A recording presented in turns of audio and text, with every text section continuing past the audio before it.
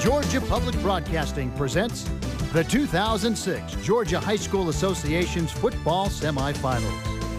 Funding for this program is provided in part by Georgia Electric Membership Corporations, the International Brotherhood of Electrical Workers, IBEW Local 613, Atlanta, Wachovia, the Georgia Student Finance Commission, by viewers like you, and the Georgia High School Association, who wish to thank the Georgia Dodge dealers, State Farm, and Verizon Wireless for their support of high school sports programming on GPB.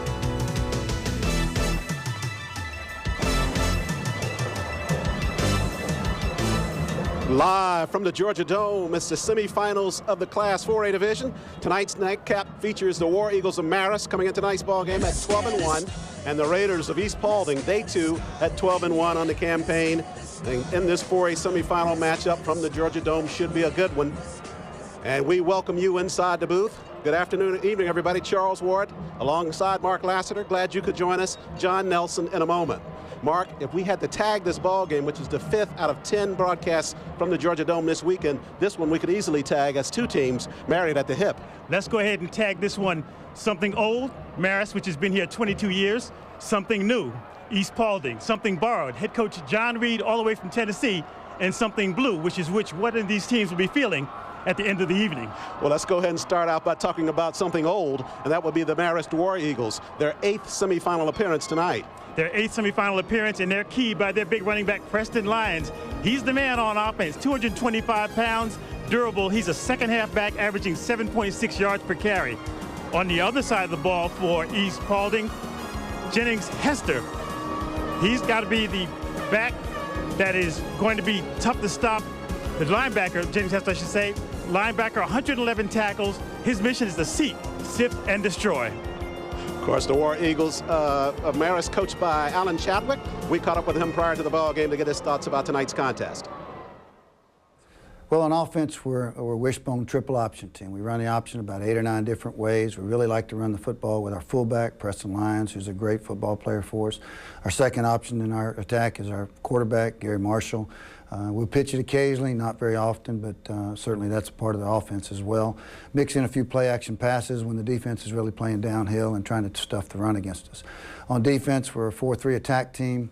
We really want to try to play downhill, put some pressure on them, try to take our line of scrimmage and play on the other side of the ball, and try to make things happen in the backfield. Mix in a few coverages to change things up off the edge and in the secondary, but certainly want to play aggressive, and the main thing we got to do is tackle. If we feel like if we tackle, we got a chance to win. And Coach Chadwick with his 250th win last weekend in the quarterfinals against Creekside, so congratulations to him. But it'll be tough to get 251 against the Raiders of East Paulding tonight, who feature a very balanced offense of run and pass. Feature a very balanced offense led by their quarterback, Chaz Henry. Henry is 6'3", 195. He's a player that's got to be aggressive on offense, but you got to watch the fact that he's thrown 7 interceptions this season as well. He holds 2 school records. Henry also the punter and kicker for that Raider team. Exactly, and the other player on offense is running back Steve Del-Sins. He's coming in with a tender ankle. They're going to have to watch him.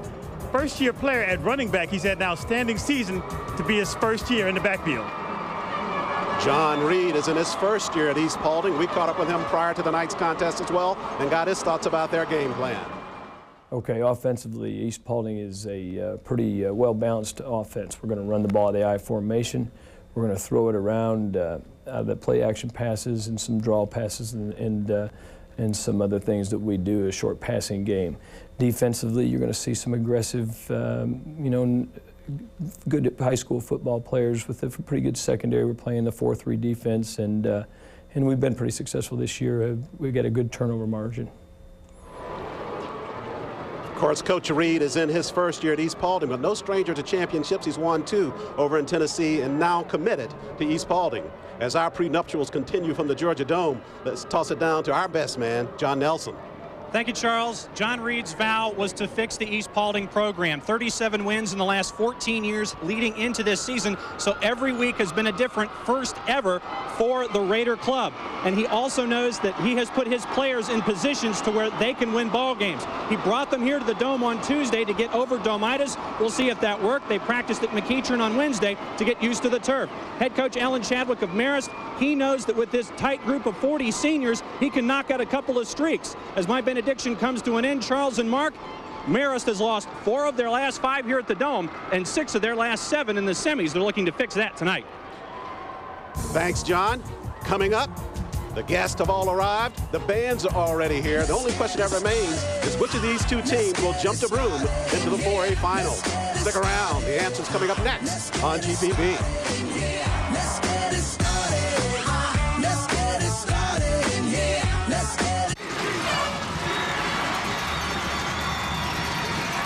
We are live in the Georgia Dome as you see the East Paulding Raiders getting set for this football game, and now come the War Eagles of Marist.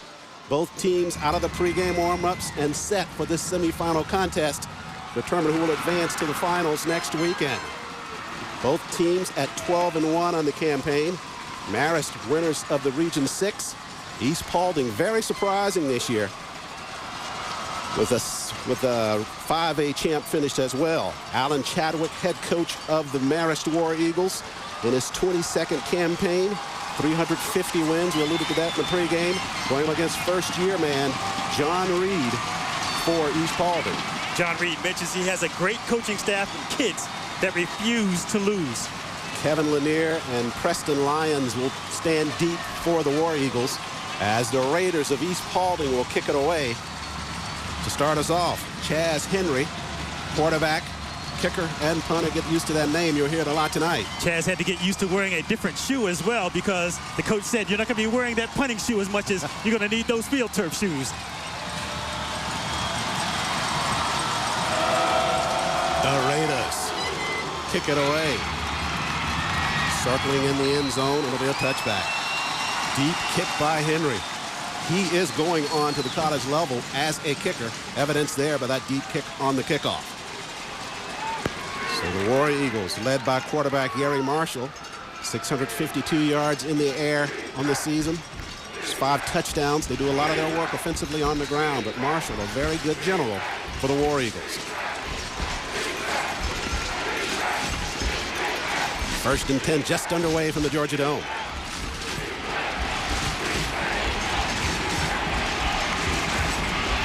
War Eagles with the shotgun set. Slide us to the top of your screen. On the ground they go. They'll go right side with the option. Marshall's got a pitch man. He'll keep it himself though. Up past the 30 near the 32-yard line. London Rainier on the stop for the Raiders. Take a look at the starting lineup for the War Eagles. Up front, Coate is the center. He goes both ways for Marist, but a lot of good help up front with him as well. In the backfield, Lyons is the guy you got to keep an eye on. We highlighted him in the pregame show. Schuster and Lanier do a lot of blocking for him. Wide out Greenwood, only 4 catches this season, but is a threat to catch the football when they need to pass it. First down pickup, Marshall this time with the option pitch. Right corner looking for some room. With the carry is Lanier. Lanier got about 6 or perhaps 5 or 6 on that play for the War Eagles. Defensively for the Raiders, up front, Bowles, Tumlin, Watira, and Presmy. Presmy is a guy up front that the War Eagles are going to have to keep an eye on. Linebacking core, Reed is the leader there, Ryan and Rainier. Rainier just made the stop for the War Eagles, and the cornerbacks are Gaylord and Gaines. These safeties, Gonos and Anderson for the Raiders. 2nd down. 4 on the ground, straight hitting with the dive play. With the carry is Lyons. Lyons works his way inside the 35 down to the 33-yard line. And it's just straight ahead football for the War Eagles thus far with good success. Charles, the center, Kevin Coate, only 6 foot, 197 pounds. You can notice his leverage right in the middle of your screen as he gets low off the snap and allows that off-tackle run for the huge gain. Lyons with a good surge with a big hole to run behind. Career leading rusher for Marist. 3,362 yards and 56 touchdowns. He also leads the school in the number of touchdowns. 1st and 10 for the War Eagles, their first possession. They're going to keep it in the belly of Lyons, and Lyons got it near the 30-yard line, and a surge by the Raiders up front. They push him back. Football was loose momentarily. The thing to watch for Lyons as well, Charles, is not just the first half, but he's one of those backs that in the second half will tend to wear a team down. Marist is happy to keep giving the ball to him. Last week had 75 yards in the second half alone, which led to their victory. Lyons, a 3-year starter, led the team in rushing all 3 years. 2nd down. 8 to go for the War Eagle first down. Marshall, left side, gives it to Lyons inside the 30, but bounced back by the Raider defense. Good surge from the linebackers and the defensive men up front for East Paulding. Give credit to Trevor Dow, number 61 in the middle of your screen, wearing the black and silver of the Raiders. Really doing an excellent job as Marist loaded up the backfield, going with a full house look. Not able to carve out any distance, so this 3rd and long call is going to be an important call for Marist at the top of this ballgame. Marshall completing 45% of his passes for the War Eagles. We'll see if this is an opportunity that they do go up top. 3rd down, 6. Pitch right side to Lanier. He got it down near the 16-yard line, and enough for the War Eagle first down. But the bad news for Marist is instantly number 27. David Knott is holding his right ankle. Took a shot right at about the 15-yard line, and you could see that he was not getting up quickly. First down, pickup on the right side by Lanier. The War Eagles still maintaining their theory of, look, we're going to run it until you show us otherwise, you can stop us. Nothing fancy, just rock 'em, sock 'em football, seeming to be right side heavy. The last part of the previous play, Nort was actually trying to throw a block. Goes to the sideline under his own power. Little bit of assistance. Good to see him get up and get to the sidelines. Early in this ball game, though, Charles, Marist making an early statement that we can run the ball. They pick up the first down. Football now down to the 16-yard line of the Raiders. We're at 9:04 remaining first quarter, and the possession has been all War Eagles at this point.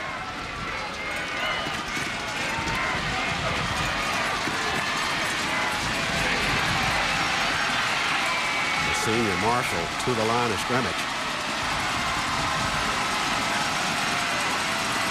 On the ground, misdirection. It's Lanier, right side, got it inside the 15, down near the 12-yard line. For the first time in this series, Marist showed a look with a slot receiver to the near sideline. They're developing a series of plays, showing a lot of different looks early in this ball game. Wouldn't be surprised to see them try to set up a short passing play off that formation. And Kevin Lanier, the junior in the backfield with Lyons, doesn't get a lot of press.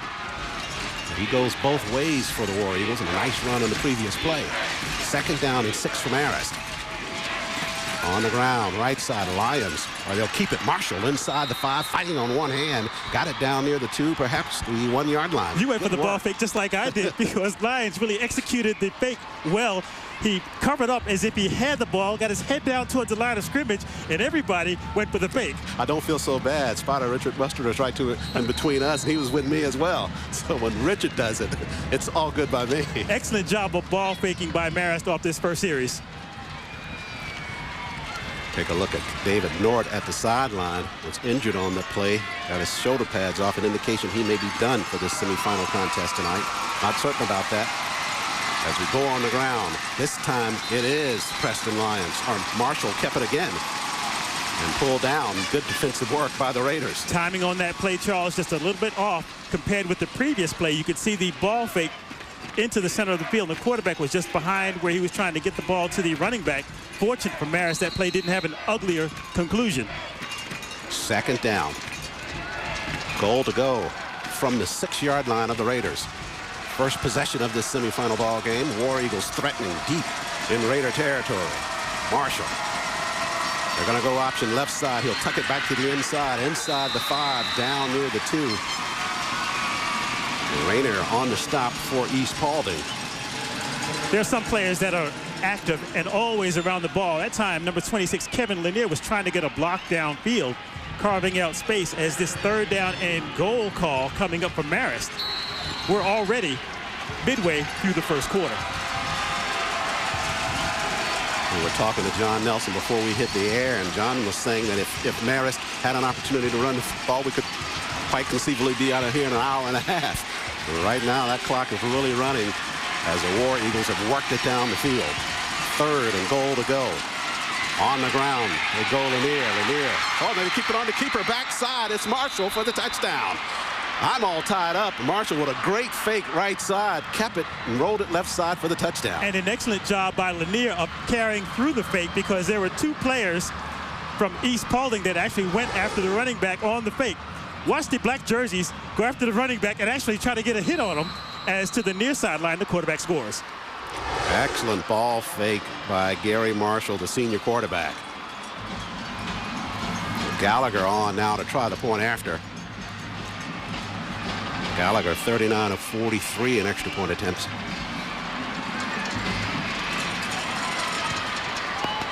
Lifts that one well, and Marist leads it 7-0 after the run by quarterback Gary Marshall in this first quarter from the Georgia Dome. We'll step aside for a timeout. Marist leading it 7-0.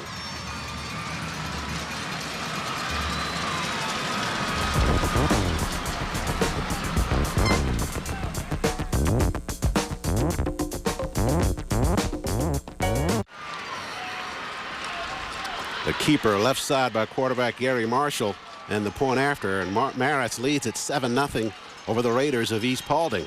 Nice drive by the War Eagles. Take a look at the time elapsed off the clock. 5 minutes, 39 seconds, an 80-yard drive. Well executed drive. Marist wants to maintain ball position. They don't want to have any type of turnover. The only play that was a little bit suspect was that 3rd down play that they had a little bit of trouble on the exchange or the ball fake. But other than that, a picture-perfect drive by Marist. Exactly what Coach Alan Chadwick wanted, and exactly what Coach John Reed did not want. His Raiders getting set to go on offense for the first time tonight.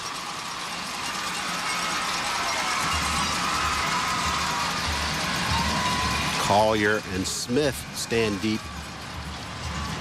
for East Paulding as Gallagher gets set to kick it away for Marist. Marist making their 8th semifinal appearance tonight. Winners of 2 state championships. One at the 4A level in 2003 and one at the 3A level in 1989. Gallagher with the deep kick for Marist. We will not have a run back on that one as well.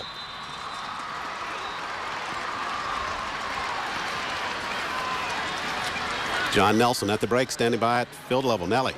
Injury update on Nort. He is done. Shoulder pads are off. I asked him about it. He said he heard it pop. And as you and I both know, Charles and Mark, that's not good news. He's done for the night. No question about it, Nelly. So a short night for Nort. Chaz Henry, the quarterback for East Paulding. 1,700 yards on the regular season. 17 touchdowns. I formation is the set for the Raiders. Play fake. Henry rolls right side. Fires through it high. Pass incomplete. War Eagles all around that football. Gussenritter tapped it away as we take a look at the starting lineup for the Raiders. Cornelius, McGarvey, Patterson, Bowles, and Reed is the real leader of that offensive line for the Raiders. In the backfield, Delsens. Holloway is the fullback. Hammond-Tree the wide out. Collier the other. The tight end is Benton. Delsens really is the heart of that Raider offense. He and Chaz Henry. Second down. 10 for East Paulding. Play fake. Henry looking upfield, fires through it high, pass batted around, almost intercepted by Cooper Taylor. Good defensive work again by Marist. You get the sense that they are aware of the game film as we take a look at Marist up front defensively. Phillips, Sutton, Wood, and Coate. Coate again going both ways for Marist. plays center on the offensive side. Linebacking Corsalino, Gusson Ritter, and Hester. That's a good trio. And in the secondary, Romo, Hayden, Stargell, and Taylor for the War Eagles.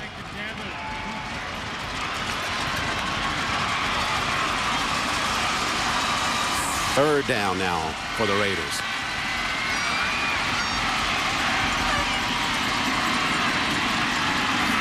Short drop. Pass out in the flats. Catch made by Hammontree. Hammontree runs out of bounds near the 32-yard line. Nicely done on the execution from Henry to Hammontree. First down for the Raiders. Chaz Henry comes all the way to the sideline to get the play call from his head coach.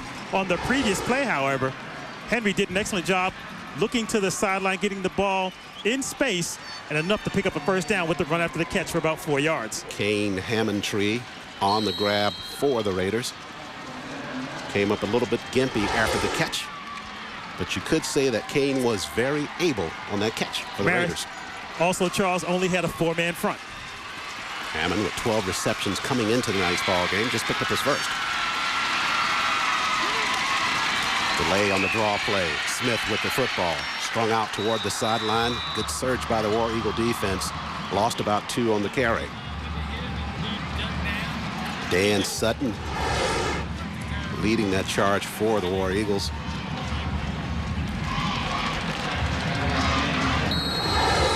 Give credit also to number 58, Philip Wood, for Marist getting penetration. Made contact, really didn't wrap up on the tackle, but he was responsible for slowing up the running back. And that's exactly what that War Eagle defense wants. They want to keep the players going lateral toward the sideline as opposed to going straight ahead. Second down, 13 for East Paulding from their own 30. Misdirection is Smith again. Smith bottled up at the line of scrimmage. May have gotten a half. As Chaz Henry once again jogs to the sideline, this is their first big call with a 3rd and long coming up. Let's mark it about 12 yards for the first down. Third down, under 5 minutes remains first quarter. East Paulding, no surprise, their first playoff season ever. Finished 3-7 last year. And the job that Coach Reed did to turn that team around to get them here into the semifinals has just been phenomenal. Shotgun, Henry, here comes the pressure. Fires it toward the sideline. Pass goes incomplete. Intended for Josh Collier, the senior wideout. But Henry floated it out of bounds. You could see Henry smack his hands after that last incompletion. He had the receiver open, breaking at about the 35-yard line on his simple route to the sideline. Has a slingshot type of motion, and the ball was just a bit wide and outside. Collier lunging for it, so Henry will punt it away, averaging 47 yards per kick for the Raiders. High boot by Henry. Circling under it is Lanier. Stumbles and lost it momentarily near the 26, but dives on it for the War Eagles. Henry with a good kick. Lanier had some problems handling it. But the War Eagles will go on offense. It's viewers like you that help make great local programs like these high school football games possible on Georgia Public Broadcasting. To show your support, simply visit our website at www.gpb.org. It's totally secure, simple to use, and it takes just 2 minutes. And thank you for supporting Georgia Public Broadcasting. Just an absolute outstanding day of semifinal football from the Georgia Dome all day long. We're so glad that you're joining us for this nightcap. You could hear a rise out of the crowd as there was a dead ball penalty coming off that last punt. It looks as if it will go against East Paulding. With the assessment, War Eagles starting this drive from their own 42.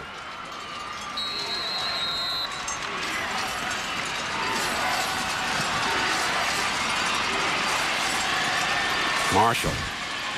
Wing T set for the War Eagles this trip. On the ground, Marshall will keep it right side. Circled his way past the 45, back near the 46-yard line. Talk about the personality of this offense early on, Charles. Marist seems to be very comfortable keeping the ball inside the tackles, really Not anything fancy, but just trying to carve out space in the middle of the field. Zach Gonos on the stop for East Paulding. Coach Chadwick got to be pretty satisfied with where they are right now at this point in the ball game. They have certainly established that run, which is what they wanted to do coming in. 2nd down, 6. They come right side. This time they keep it in the belly of Preston. Preston fights his way near midfield. We're about a yard or 2 shy of the 1st down.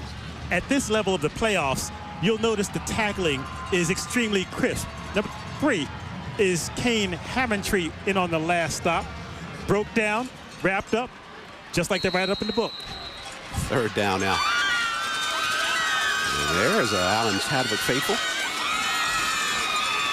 Coach Chadwick has got to be a little bit like Norman Cheers. He's been to the playoffs so many times. They just shout, Allen, when he walks in the dome.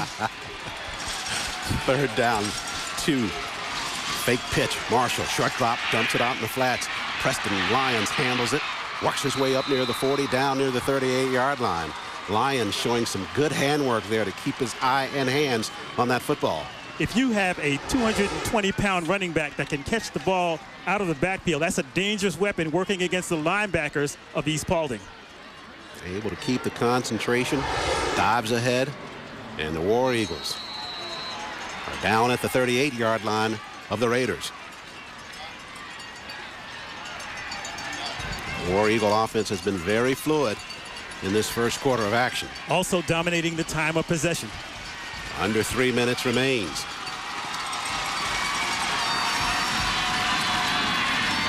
They give it to Lyons right side. Lyon ekes ahead, maybe got a yard out of that, but good stop up front by the Raiders. Sean Bowles leading that surge for East Paulding. Lyons needs another helmet, or at least another helmet side for all the stickers that are ganged up on the right side. Those are emblematic generally of outstanding play during the season, and Lyons has a bunch. And take a look at the battle scars that go along with those marks. You got to get scratched up to get the marks too, though. 2nd down, yardage thus far. Marist already over 100. Quick pitch right side. Lanier got a block. Banged hard near the 31-yard line, but a nice pickup right side by the War Eagles. Hickox on the stop for the Raiders. London Rainier also in on the stop. You start to notice some names keep popping up over and over at the end of that play, like a little bit of a calf cramp on the sideline. Watch Rainier get to the point of attack on the sideline. Right there.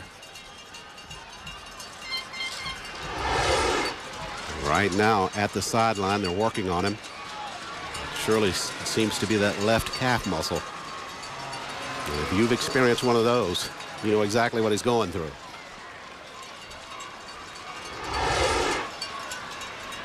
Once more from ground level, as East Paulding shows excellent pursuit, getting 2 players in on the tackle. You hate to see a player take that hit and that helmet bounce off the turf. We're playing on field turf here in the Georgia Dome. It's a lot better than the carpet that was here a few years ago, but still an artificial surface is harder than playing on that natural grass. Coach Chadwick very concerned about it. And take a look at the surface in the Georgia Dome. You're just talking about it. You've been down there. It's very fluffy. It's got that granulated rubber, those recycled tires, which really helps absorb some of the shock. And players don't have the challenges that they used to have in finding the right shoe to wear. You can almost wear a normal football cleat on this surface. But you walk down there, if you're just walking in your regular street shoes, when you come off of there, you got all these little granules inside your shoes. 3rd down, 3 for the War Eagles. Wishbone set. They're going to go option right side. Pitch behind the line of scrimmage. And banged by the Raiders. Was Hayden on the carry for the War Eagles, but good defensive surge by London Rainier for the East Paulding Raiders. Rainier showing the ability to work sideline to sideline, as he did on the previous carry. Has enough of a burst and closing speed to make the hit in the open field.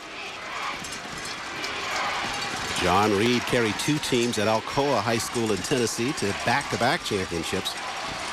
This man's got 2 under his belt at Marist as well. And a bunch of playoff experience for Marist. Been there 22 years. as they face a 4th down and 1. Marshall surveying. Under a minute remaining, trying to see if they can get the Raiders to jump off. Delay, offense, 5-yard penalty, 4th down. A bit out of field goal range as their place kicker, Colin Gallagher, his longest field goal so far has been 49 yards, so just a hair out of his range. So they felt that they could, Marist that is, try to see if they could draw East Paulding off sides. Now we'll shift into punting formation. So they will have to punt it. No, they're going to actually try the field goal. It'll be a 51-yard effort by Gallagher. This would be his career best. So Gallagher, a senior, they're not afraid to go to him in this situation. From 51 yards away. Gallagher got it airborne. Did he get enough of it? Did he? Did he? Yes. No, he missed it right side. He had the distance, but just left it outside.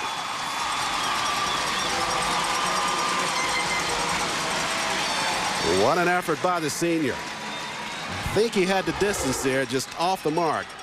Wonderful angle on the last field goal as it just started to fade at the end, about 5 yards to the right. Boy, oh boy, but what a confidence factor if you're a head coach, if you know you've got a field goal kicker that you can even consider kicking a 51-yarder. And he's on record, Coach Chadwick, is saying that he is the best field goal kicker by far that they've ever had. Now back the other way, the Raiders with the football. Holloway handles it, got it up near the 22-yard line. We talked about Jennings Hester in the open. Number 44 is the linebacker for Marist. Made contact on that last running play. Didn't wrap up, but he was the first player at the point of attack. Likely our last play of the first quarter, and indeed it is. As we finish one here in this semifinal matchup, the War Eagles leading at 7-0 over the Raiders of East Paulding. Quick timeout, back with the start of the second.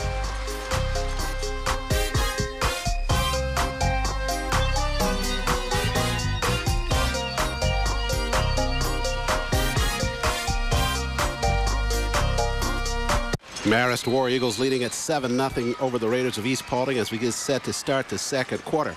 That first quarter time of possession really telling the story. Marist just dominating, almost 10 minutes of handling that football in that first quarter. East Paulding just over 2.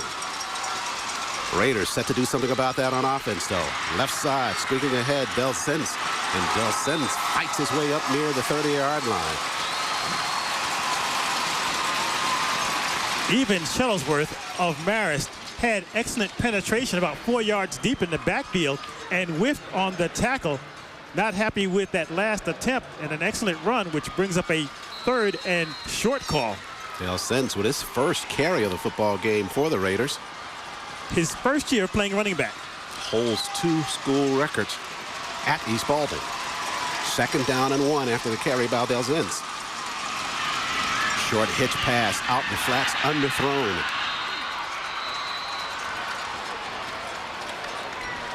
It's intended for Collier, the wideout. Give credit to number 38, Sean Stargell of Marist, who really was bearing down on the receiver. Henry with that quick hitch pass out in the flats, close to a lateral there, but ruled an incomplete pass. That'll make it 4th down.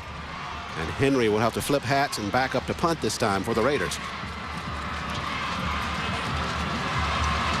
Derek Hayden stands deep. The junior for Marist. 4th and less than a yard.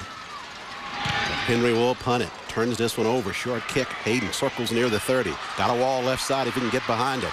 One man to beat at the corner. Now Henry, the only hope for the Raiders. Henry wraps up nicely at the 35. And a flag comes in afterwards.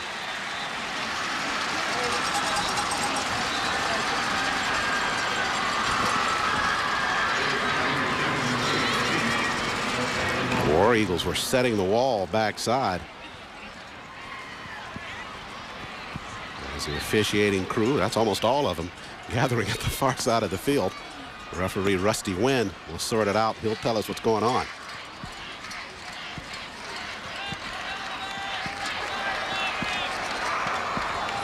There were 2 fouls on the play. Both were blocks in the back during the return. We'll penalize this one.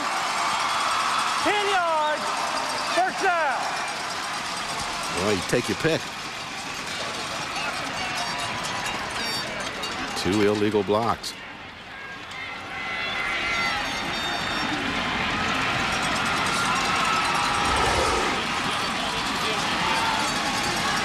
First one. And the second one right there in front of you. They take the flag that's farthest back in that situation. That'll put the football down at the 22-yard line.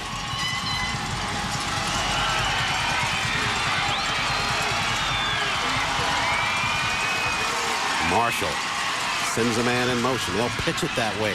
Schuster with the football, works his way up past the 25 near the 26-yard line.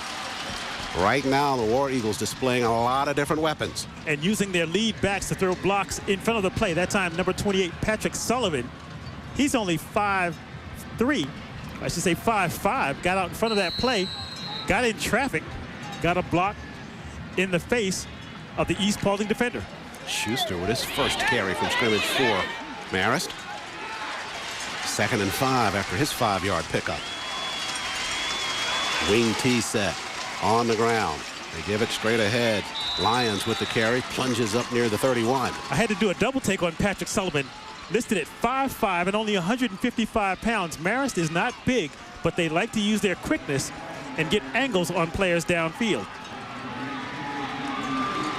Approaching 10 minutes remaining in this first half.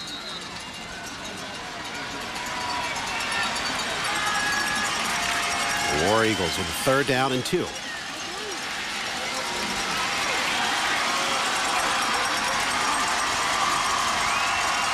Marshall with a man in motion. There's Lyons streaking right side through the hole. Midfield, 1 man to beat. They grab him near the 25-yard line and finally wrestle him down near the 17. They worked it to Lyons. They've been working it all half long. This time he gets a break. We had that conversation over lunch about playing personality. Number 50 is the center, Kevin Coate. Nothing fancy for Marist. They're continuing to do what they want to do in the middle of the field. That time they sprung the running back all the way deep down into East Paulding territory, all the way to about the 17-yard line. Alex Gaines saving the touchdown for the Raiders, but a big run by Preston Lyons. His speed is deceptive as well. Wishbone set. Option, whistles at the line of scrimmage. Marshall was coming right side. We used to have a joke about that deceptive speed comment. We say a guy was slower than he looked. Dead ball, false start, offense, first down. So that'll push the War Eagles back 5. Lyons, an all-state player last year. And with the 2 school records at Marist this season, quoted in the paper saying that he honestly wasn't even thinking about breaking any records at the school. He just wanted to get better to help the team. Well, the gaudiest one that stands out is the 56 career touchdowns. How about that shot from the camera guys? And now we peer into that line of scrimmage. Can't get you much closer than where we are. Great work, guys. On the ground. Marshall going to keep it short side of the field. Fights his way near the 17-yard line. They chase him down, mark him out near the 16. Once again, give credit to Neil Schuster for carrying out the ball fake to the near sideline. Marist, as we are approaching almost the midway mark in the second quarter, playing off the ball handling ability of the quarterback, really confusing East Paulding so far. Marshall with the carry. 2nd down and 9.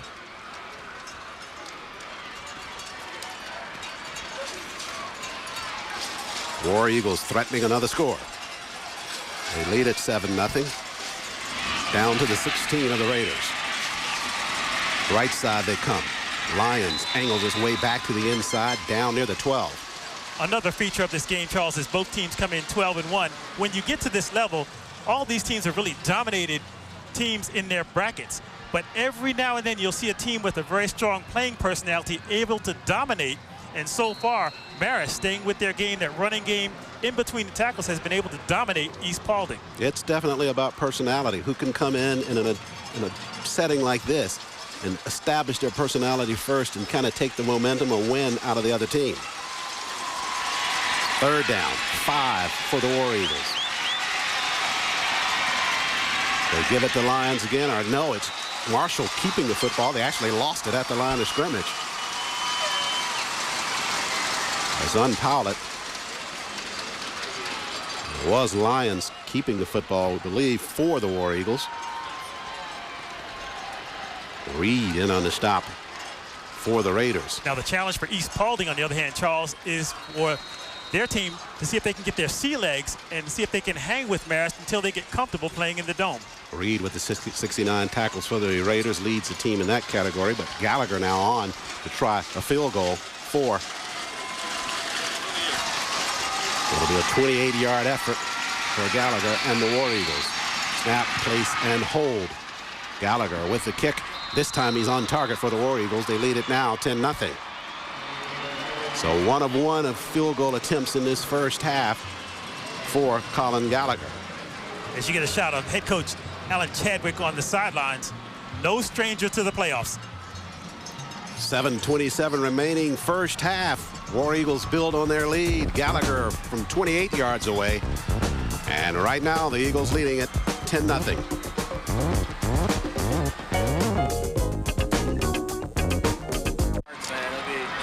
10-0 lead for the War Eagles of Marist over the Raiders of East Paulding. 28-yard field goal by that man, number 17, Colin Gallagher, capping a 3-minute, 34-yard drive that took up 67 yards in 7 plays for the War Eagles of Marist.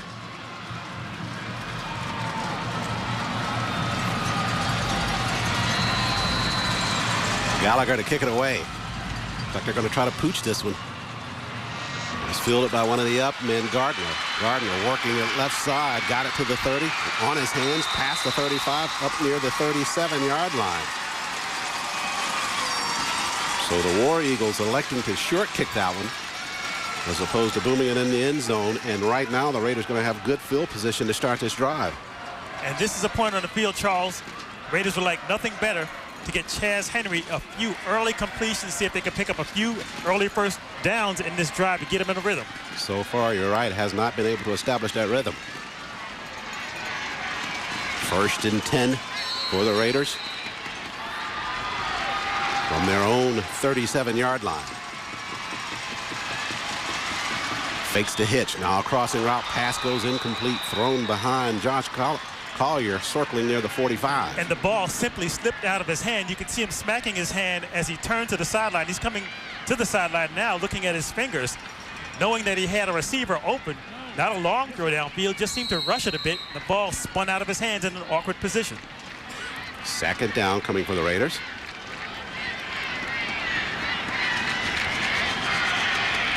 Henry with over 3,000 yards in career passing for. You can see him wiping for that towel that he has in back of his hip.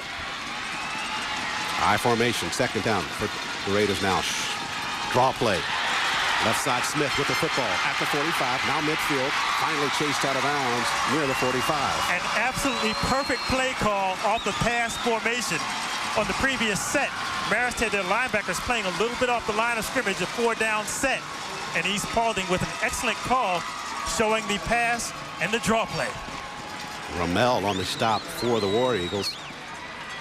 But Smith with some good room to the outside and runs it for the 1st down. And a nice job at the end of that play by Smith, number 7, switching the ball to the outside hand just to protect it from any oncoming tacklers. 6.9 yards per carry is the average for Chris Smith.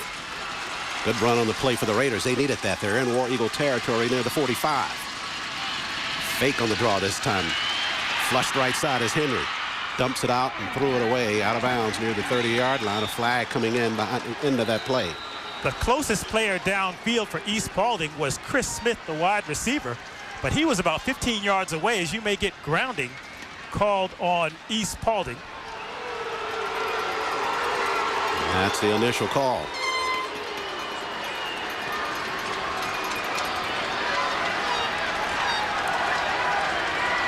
Intentional grounding. Lost him down. 2nd down. We talked about this being the first playoff appearance for East Paulding. It seems as if Henry just needs to take a deep breath and settle down. He's getting some time to throw.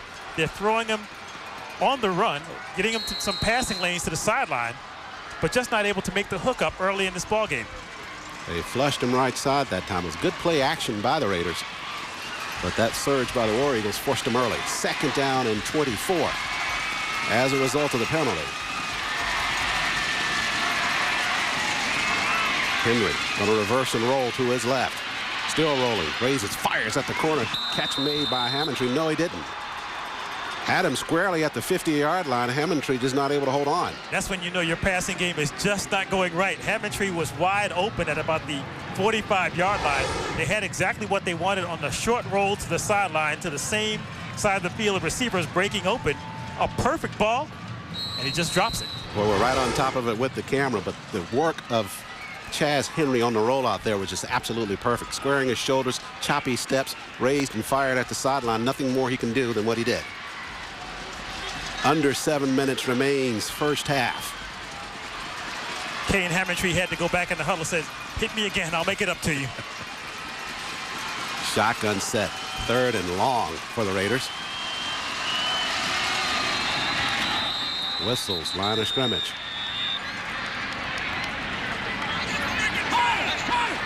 Give credit, though, to the offensive front.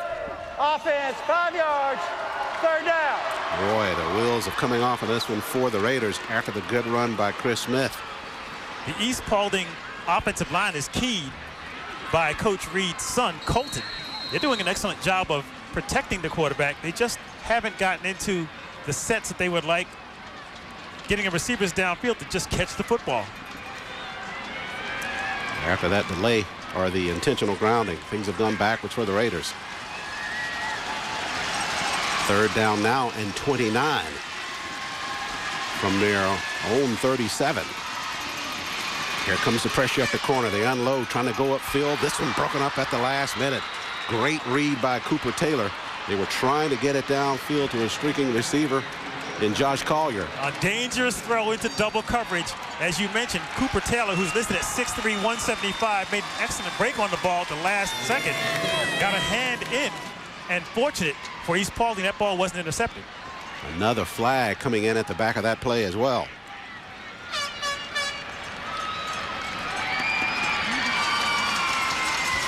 Worry the Raiders may be getting a break here.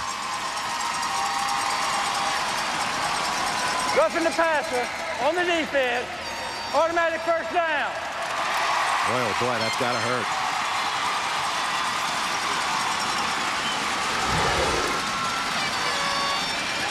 You talk about coaches aging. You know, in dog years, which is 7 years for a coach, Alan Chadwick has been coaching 154 years. Calls like that will make you age fast. That was clearly roughing the passer. Henry had unloaded it, took a shot afterwards. 1st and 10 after the call. Henry with the snap. They're trying to set screen. They do so left side. Catch at the corner and at the 40-yard line. Holloway with the reception for the Raiders. Close to the 1st down marker. Nicely executed by the Raiders offensively. Offensive lineman showing the patience, setting up downfield on the screen play.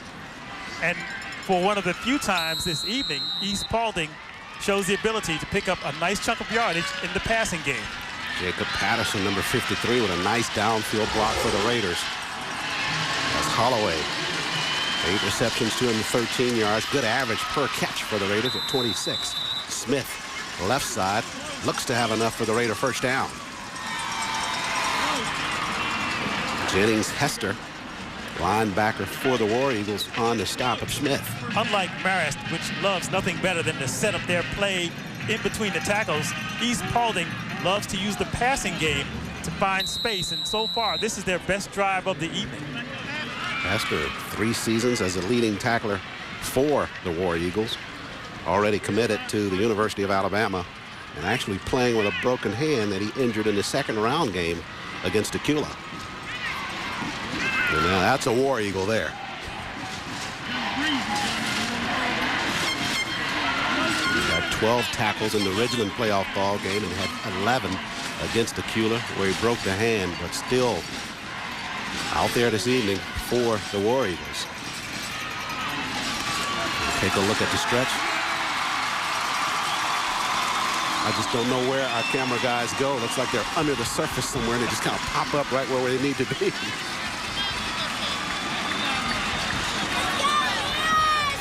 Seeing's believing. It's first down.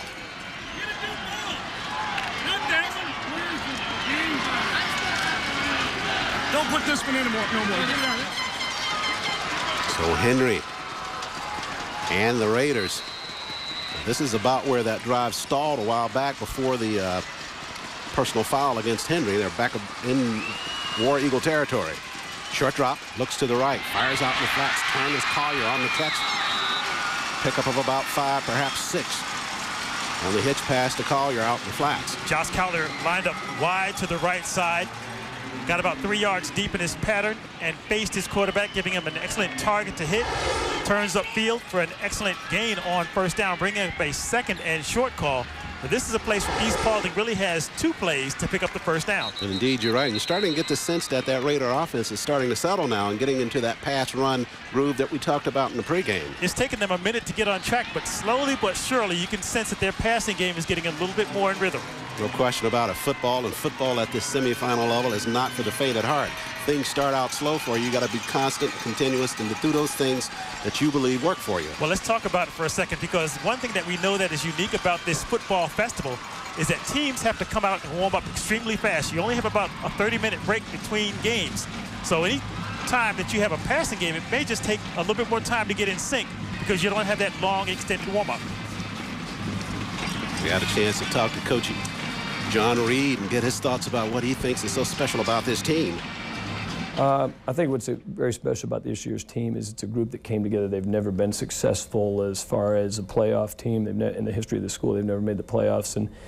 And to get them to believe that, you know, that was our goal early on, to try to make the playoffs, to get them to believe in that and just continue on through this journey and to get to the Dome has been sensational for these kids. And I appreciate they're a very hard-working group, and they deserve it. Well, you got to know that was a tough challenge coming into a program that had that kind of record in which he did in his first year. Instituting your own concepts and programs and the way you want to do things is quite a challenge. It's really a good statement to what he's done there. On the ground, they go left side.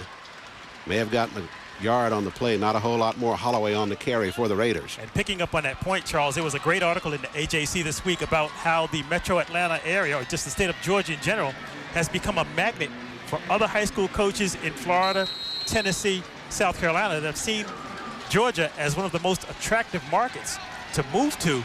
And John Reed basically just took his whole family and moved to Georgia. You can see the results.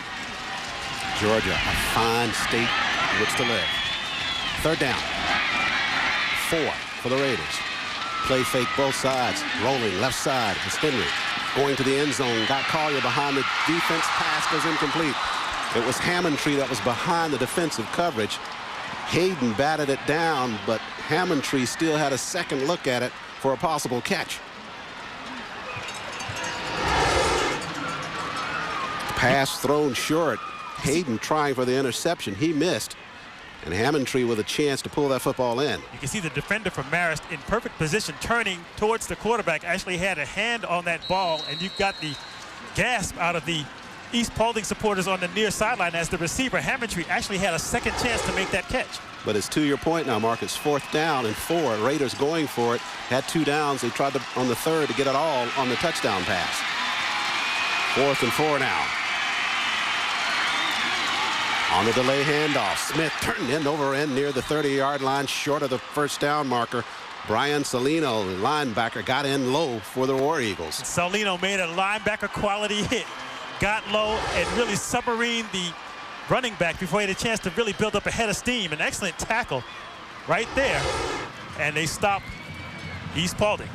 You see Smith get up and sit on his rear after the tackle, looking around, going, where am I? Where am I? Lost his sense of direction. Good hit by Salino. So the War Eagle defense has held. A defense has only given up 13 points in the playoffs.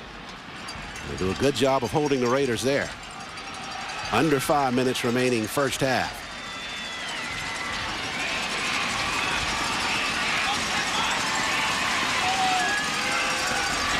Marshall under center. Gives it in the line to Preston. Preston breaks free of one defender. Spins his way near the 45-yard line. You got to wrap him up. Eric Gaylord, Lord, on the stop for the Raiders, but that's after a lot of damage inflicted by Lions. Every now and then when a team doesn't pick up a big fourth down play, you can see there's almost a gasp or a release of energy. The defense at times just playing on their heels, and Marist simply comes out and picks up a huge chunk on that first play. Lions with 132 yards on 10 carries. Got a lot of that on that 53-yard run, but turning in a fine performance thus far for the War Eagles. They go left side with the football this time. Schuster carries it. Schuster got it up at 45, near the 46. Nelly standing by field level. Johnny. Injury update, 14, Neil Schuster just got the handoff. He and John Kelly are going to be seeing more action because Kevin Lanier, number 26, was diagnosed with a tib-fib fracture. He's done. Lanier also plays defense and returns punts, so that damages Marist's ability on 3 phases of the football. So Nort's done for the evening. Now Lanier. Costly semifinal for the War Eagles thus far. 2nd down, 7.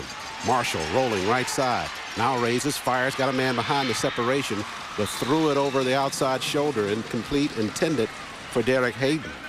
If you're head coach John Reed of East Paulding, you'd like nothing better, as we are under 4 minutes to go in the first half, to hold Marist right here at 10-0. Go into the locker room and see if you can regroup and get your offense on track. This game is still a very close ball game. They're probably thinking a little bit more than that with 3:28 left. If they can hold them here on this 3rd down, get that football back and see if you can't mount a drive before the half is over and get a score. Barry, that's their first timeout. They have 2 remaining. Coach Alan Chadwick in his 22nd year at Marist. We caught up with him and got his thoughts about his club, and what he'd like special about this team. With 3 minutes, 28 seconds remaining in the half, we'll get that to you momentarily.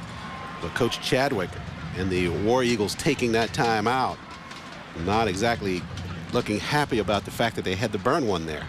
You talk about Coach Chadwick. One of the things that stands out about his record, 23 consecutive home playoff victories for Marist.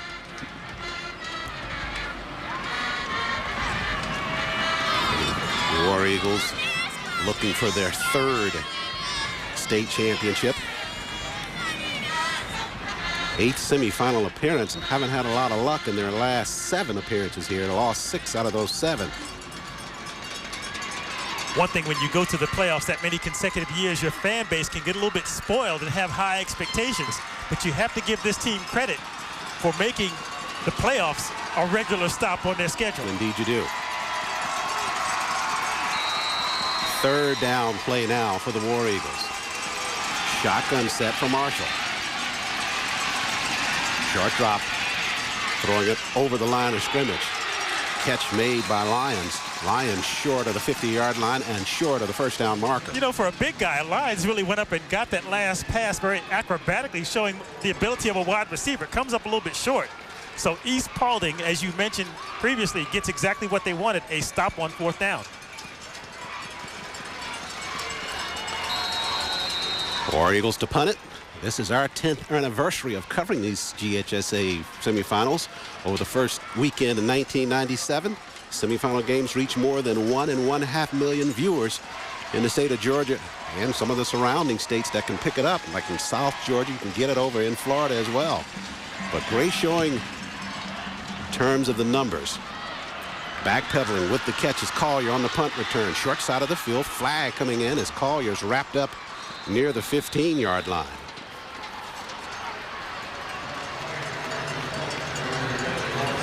Looks like there'll be a hold called on number 35, London Rayner of East Paulding on the return.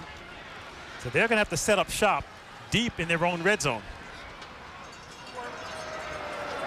During the return, blocking the back on the receiving team, half the distance to the goal, 1st down. Coach Reed can't be happy about that. They were going to get that football back with a decent opportunity to try to open it up and see if they couldn't get a score, but now getting pinned back inside the 10. may force them to rethink their options here. And if you're a head coach, the last thing you tell your quarterback, don't turn it over. 1st and 10 for the Raiders from their own 6-yard line. Short hitch. Pass goes incomplete. Jarrett Carr, the intended receiver, and took a shot for good measure, just for being out there. Hayden put the hit on him. Pass. Underthrown by Henry. The receivers for East Paulding just a bit tentative.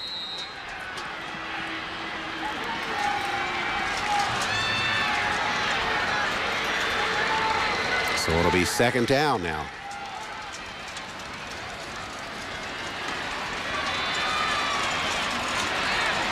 Extended eye behind Henry this trip. Short drop. Looking upfield, going up top. Pass goes incomplete, intended for Hammontree. Hammontree covered by Sean Rummel, the senior for Marist. Chaz Henry trying to hook up on the deep ball to one of his favorite receivers, Hammontree. That was actually one of the best thrown balls he's had all evening, just about 10 yards long. Hammontree trying to work the near sideline. Now you talk about the tables turning. Now the War Eagles, if they can press down the Raiders on this 3rd down effort, they'll force them to punt from the end zone, and surely they'll have good field position with over 2 minutes remaining. Another possibility for a Marist score. The Raiders seem to have a big play potential. 2 wide receivers lined up to the near sideline. And they keep it on the ground to Holloway. Holloway hit at the 5-yard line. So timeout taken. Timeout, Marist. Marist knows exactly what's in front of them. If you're head coach Alan Chadwick, you're trying to devise a formation. Alan Chadwick in his 22nd year. We caught up with him and got his thoughts about this team and how special they are. I think probably our confidence that we've gained over the course of the season. We lost that 2nd game to Tucker.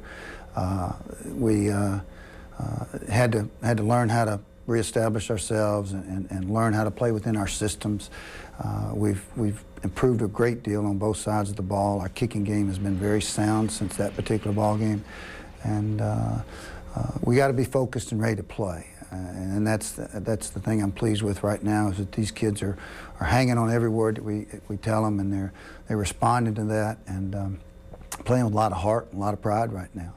And if we continue to do that, then I think we've got a shot to do some good things. But competition's extremely tough, and you have to play well at this stage of the game. And that's the thing that matters the most, is just playing well. It's always that one game, Mark, that a coach can point to and say, well, this was the thing that turned us around.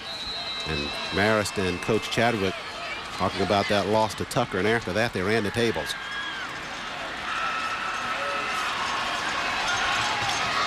So the Raiders to punt it away now. Henry with a high kick. Ifa stands near the 42, squeezes it there.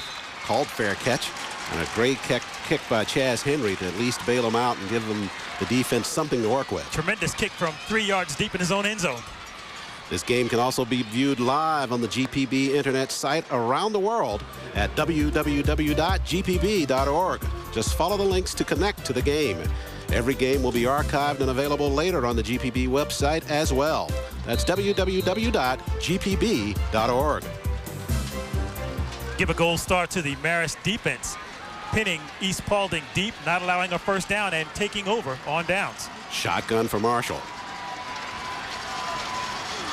He'll keep it himself. Up the gut he goes, near midfield, runs for about 7 on the carry for the War Eagles, may even have 8 on it. Hickox on the stop for the Raiders. Preston Lyons is such a dangerous running back that he actually got tackled in the backfield off the last ball fake. 2nd down and short, no huddle for the War Eagles, trying to take full advantage under 2 minutes. Slots either side. Snap Marshall, short drop, looking right, pumps once, now fires it out in the flats. Catch made at the corner, grabbed by Greenwood. Greenwood gets out of bounds near the 45. Greenwood turned inside, even though the clock will stop temporarily as they move the chains. was so close to the sideline, coaches might remind him next time, if you're that close to the sideline, turn to the outside, get out of bounds and stop the clock. Line of scrimmage to 45. 1st and 10 after the catch by Greenwood.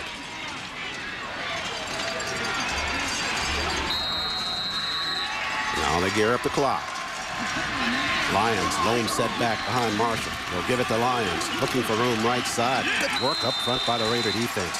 Just popping him and popping him on the nifty hits up front. Give credit to Ethan Waits, big number 89 for East Paulding. Getting low, he's lined up at nose tackle. Got in on that surge by East Paulding. Approaching a minute remaining first half. No huddle again, once again for Marshall.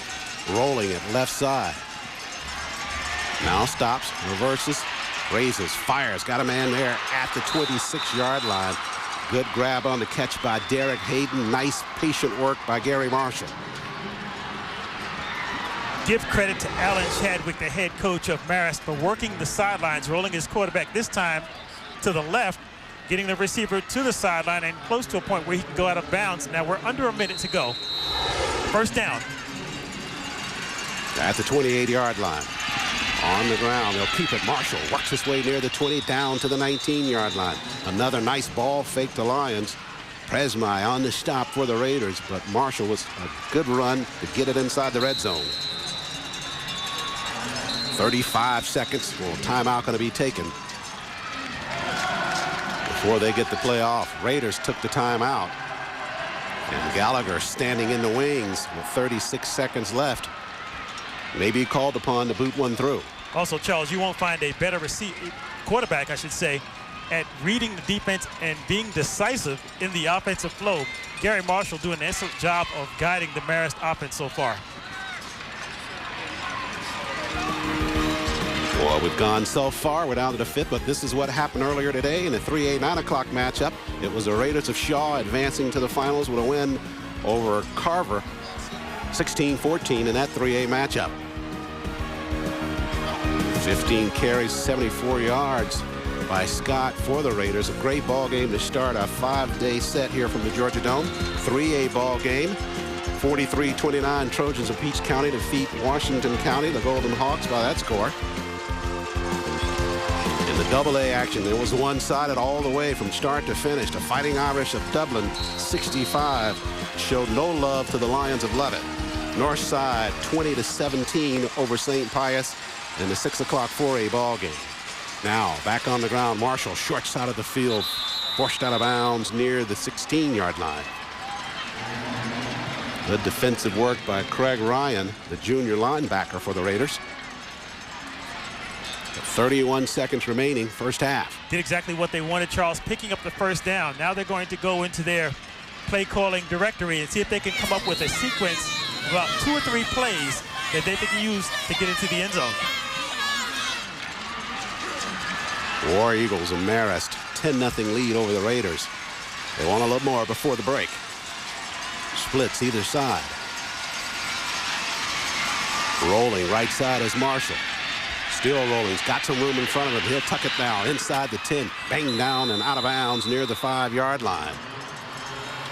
Gaylord chased him out. And Marshall with another fine decision. They roll him out. He's got the option of passing it upfield or running it. Excellent block thrown downfield by number 19, Stephen Greenwood, as Marshall was making the ball fake. Greenwood, the wide receiver, just turned, got a helmet on a defender, and allowed Marshall the extra 5 yards to the near sideline. First down run by Marshall. It's 1st and goal to go now for Marist. Official's going to come in, and timeout's going to be taken. The Raiders take another timeout. No question about it. They are back on their heels. That's a regroup timeout. Under 25 seconds to go in the first half. The Raiders really have themselves to blame for not picking up that first down deep in their own territory. And Marist, once again, knocking on the door of the end zone. Final game tonight, but we got a full slate for you tomorrow. Starting at 9 o'clock, it'll be Athens Academy versus Clinch County in the Single A division. And coming up at noon, another Single A matchup. Larry Campbell and Lincoln County playing Commerce. Coach Campbell, the winningest coach in the state. At 3 o'clock tomorrow, it's Charlton County, Coach McWhirter, and Early County. They'll meet at 3 here at the Dome in the AA action. And then at 6 p.m., it's Tift County and Roswell battling in the 5A division. And it will conclude our 10-game set from the Georgia Dome with Warner Robins and Peachtree Ridge at 9 o'clock tomorrow. The 6 and 9 o'clock games will determine who will advance to the 5A championships next weekend.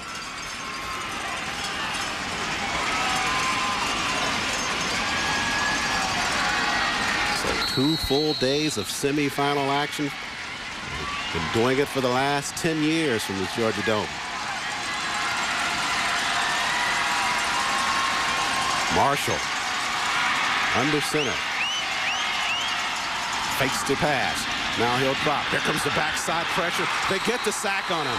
Gonos got in and got the sack on Marshall.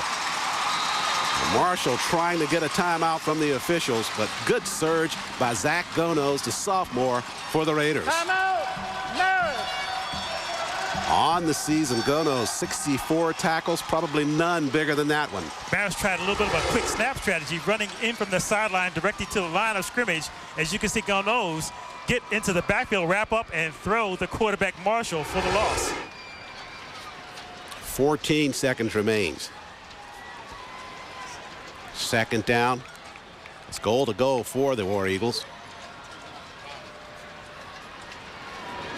The Raiders, you've got to get the sense that if they're able to hold them out and keep them from getting a touchdown, they'll not be fully satisfied, but they'll certainly just take the 3 as opposed to giving up 6 more. Excellent point. That 13 zip looks a lot more friendly than having more points or being down more than 2 scores going to the half.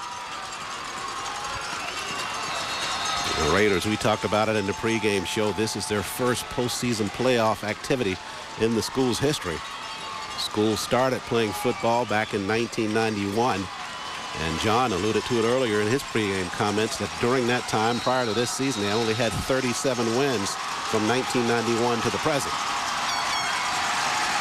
Second goal to go. Marshall will roll it left side. Raises, fires, threw it underneath, pass drop. Intended for Neil Schuster.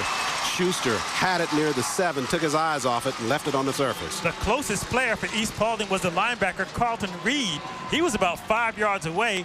Once again, we see a receiver turn, ball thrown on the money, and just a simple drop. So now Gallagher will come on to try the field goal for the War Eagles. It'll be a 32-yard effort for Gallagher. He has been busy this first half. 1 of 2 thus far, connected from 28 yards away. High snap, but they get it down. Gallagher with plenty of leg on it. Did he drive it through? Yes, he does. So Gallagher now 2 of 3 in this first half and extends that War Eagle lead 13-0 over the Raiders. You take what's given to you. Coach Chadwick, not happy they didn't get in the end zone, but 3 always helps. Raiders trying to get high, almost got a hand on it, but Gallagher with nice lift on the kick. Drove it through on the 32-yard effort. The bad news for East Paulding, gave up another score going into the half. The good news, it's only a 3 instead of the 6 or 7. They can be feeling a little bit better about themselves knowing that they're only 2 scores down. They've got to work on getting their passing game on track, though. Collier will stand deep, and so will Chris Smith to receive the kick by Gallagher. Scoring drive for the Eagles. 2 minutes, 6 seconds, 10 plays, 43 yards. And Gallagher capping it off with a 32-yard field goal, his second in this first half. Coach Chadwick talked about him, saying he's the best kicker they've had in the program since he's been there. And they relied on him in this first half. Actually had him out from 51 yards away, had enough distance on it, just missed it in terms of accuracy. Well, Gallagher is 9 of 13 this year on field goal attempts. That's an incredible percentage, especially for somebody who attempts long-range field goals. And Gallagher this time going to kick it deep, and Collier backpedals. Another touchback. 4 seconds remaining. Raiders will have it from their own 20-yard line to start this drive. Likely see them just sit on it to get out of this first half and regroup, see what they can do in the second. You think about it, though, the Raiders, although Early on, the time of possession heavily favored the War Eagles of Marist. Raiders started to settle in their offense, just didn't get any point production. And speaking of time, a very crisp first half played in little over an hour. So Henry to the line of scrimmage. And Henry going to take the knee for the Raiders. And that'll be it for this first half. They lead it, or they trail it 13-0 to the War Eagles of Marist. And with a couple of breaks, now you talked about that possibility of not converting on that first down would have helped the Raiders' effort. They didn't get it, but we'll see what changes they make at the break to try to address that point deficit where they haven't actually started executing where they're scoring the points, but they're looking good at midfield range in terms of the offense. Well, even though Chaz Henry came in as the classic drop back passer, it's actually been Gary Marshall with the Houdini-like ball handling and completing the big passes when he had to. That's really had the advantage so far in this ball game. So the Raiders trailing it. Raiders in their first semifinal appearance. John Nelson standing right field level. Nelly. Hey, Coach, let's talk about opportunities in the first half. You had some, but you missed some others. Well, we did. If we got to finish things off, we had the penalty right there that hurt us and the sack one time. The penalty on the first field goal that we had to settle for, that set us back. And then, of course, the sack on that last drive. And then, you know, we got to catch that pass. We got to make a play if we're going to win this game. And we're playing well. We've got good movement on the ball. And defense is playing well, coming up with some good stops. We let them off the hook with that roughing the passer penalty, and we were fortunate to get out of that situation right there. But playing well, we got to just finish things off. And also the injury to Lanier real quick, big to you on 3 phases of the game. No question, no question. We're scrambling right now personnel-wise, and we're going to have to go in and try to regroup a little bit. Thanks, Coach. We'll send it back upstairs. Marist up 13-0 at the break. Thank you, John. We are getting set for some halftime activity. War Eagle Marching Band and the Raider Brigade Band will be performing here at the Georgia Dome. 13-0 War Eagles leading it at the intermission.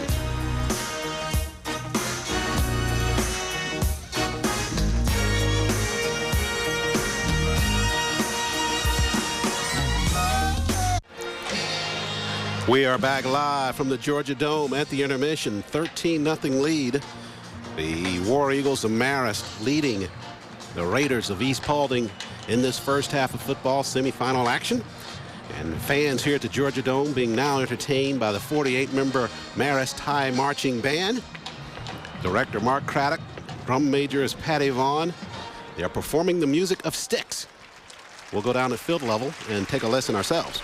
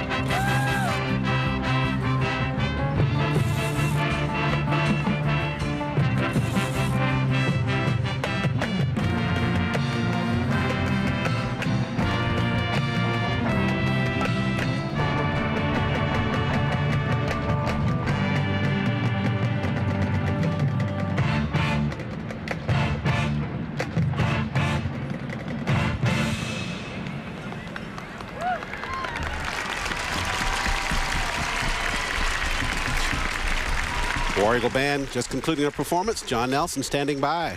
Nellie.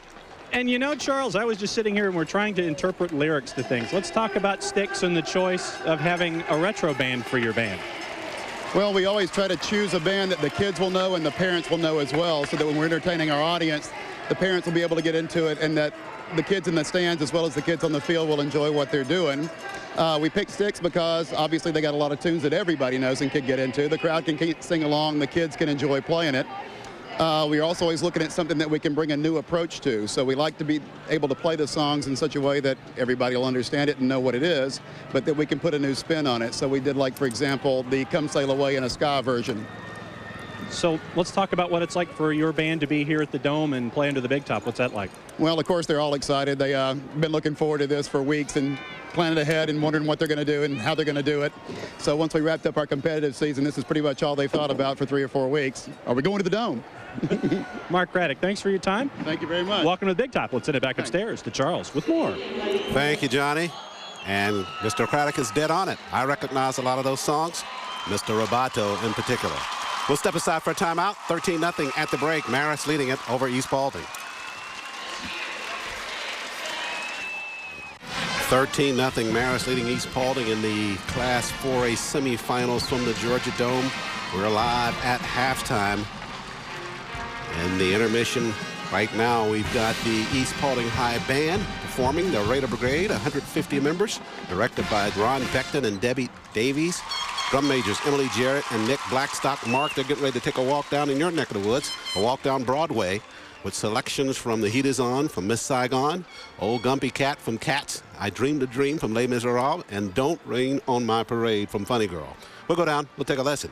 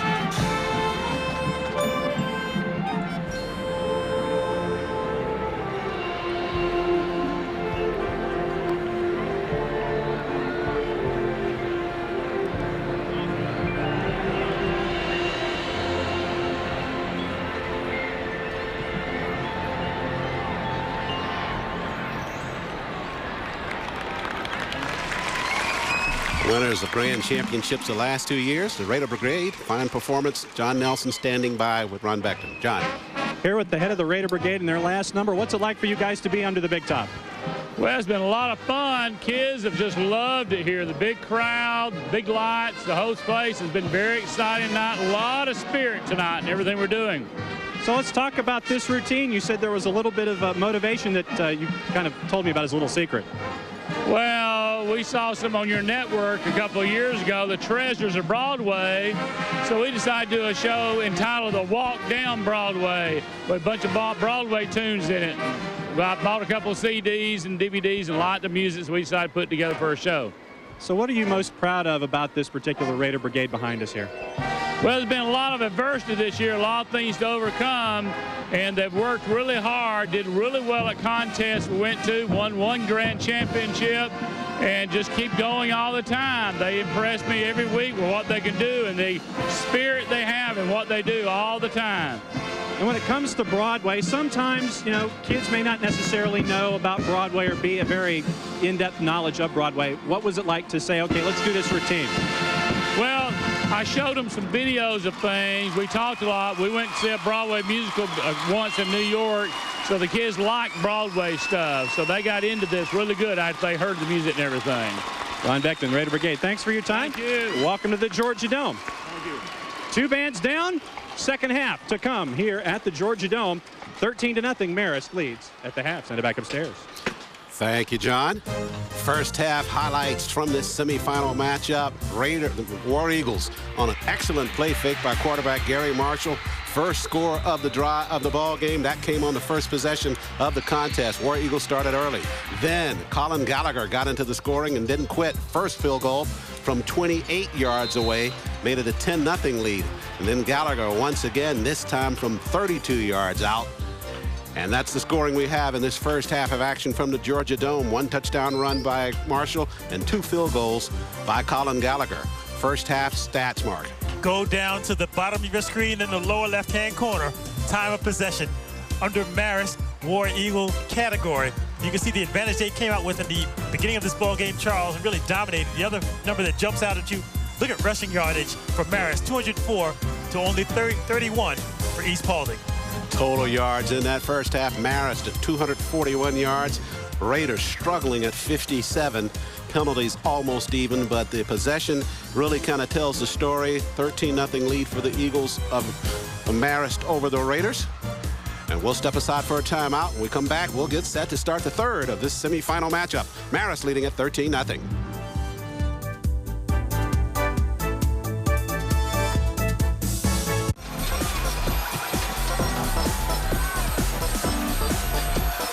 Holiday scenes from around the city of Atlanta as we get you into the festive mood of the seasons, courtesy of some of the Coosa High School students. Chief photographer Gary Peacock had a group of those kids that are trying to learn about the broadcast industry and learning about photography and camera work. Some great shots from the city of Atlanta. I just want to know what Santa's doing on that chopper. I guess he only uses the sled on Christmas Eve. Goes to the chopper in the metro areas. Nelly at sideline. John. Thank you, Charles, here with Coach Reed. First half seemed offensively for you, starts and stops, basically. Yeah, I mean, we didn't keep anything together. We didn't play very consistent. And they were playing good defense against us. Our kids were, I think, a little jittery, and we'll try to come out here in the second half and put a drive together and see if we can't get on the scoreboard and get these kids back in this game. And then defensively, really quickly, you were able to hold them to field goals when they were driving, so at least there's some positive to take to the half. Yeah, I think our kids toughened up on a couple drives, and they're trying to keep us in this game. And if we can get a drive together, I think that we can maybe hold our own and then get a win here. Thanks for your time, Coach Reed. Good luck the second half. We'll send it back upstairs to Charles and Mark. Thank you, Nelly. Coach Reed still confident about where they are in this football game. And, you know, there's something interesting watching Chaz Henry warm up on the sideline before we start the second half. He's really working on the deep ball, throwing the pass about 30 yards. So you can tell that East Paulding is showing that personality just like the counterpart Raiders. They like to see if they can get that deep offense going in the third quarter. Chaz Henry getting set for this second half. Raiders will have the football first to start this second half of football. And we talk about it all the time. That drive coming out of the intermission is most important, particularly when you're trailing. Henry had a slow start in this ball game, most notably The pass that he tried to complete in the first quarter where the ball simply slipped out of his hand may have been a case of not just the moist hands, but a little bit of jitters. So hopefully he'll be settled down enough to see if they can get this East Paulding offense untracked in the third quarter. It's viewers like you that help make great local programs like these high school football games possible on Georgia Public Broadcasting. To show your support, simply visit our website at www.gpb.org. It's totally secure, simple to use, and it takes just 2 minutes. And thank you for supporting Georgia Public Broadcasting. And we were pitching this in between ball games in the 6 and the 9 o'clock ball game, trying to get people to come in and support GPB and show that you really enjoy these ball games that we brought to you for the last 10 years. And you know, we have it easy this evening. We've only been working since 9 o'clock. There are crew members here that have been here since 8:30 this morning. So my hat is off to all of the crew from GPB that's been here all day long. They'll probably get some cots downstairs in the dome, wake up tomorrow morning and get back at it about 7 in the morning. And Director Doug First is in my ear saying, you're wrong, it was 6:45. Long day, great crew though. 13-0, Marist leading the Raiders of East Paulding. Game 5 of our 10-game set from the Georgia Dome. Colin Gallagher with a busy first half for the Eagles of Marist, getting set to kick it away. Josh Collier and Chris Smith will stand deep for the Raiders. East Paulding has got to get excellent blocking out of its up men. They have 4 players in a box starting at about their own 35-yard line. They would like nothing better than see if they can get a decent return on this opening kickoff. War Eagles leading at 13-0.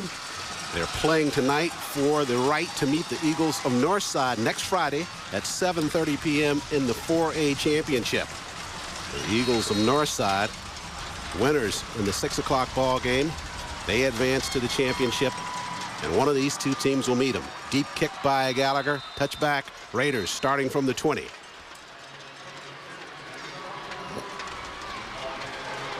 So Chaz Henry and the Raider offense back to duty in this third quarter.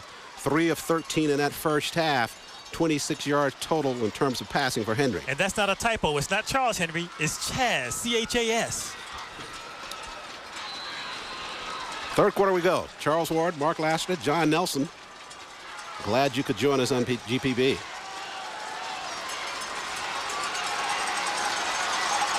They start in an I formation.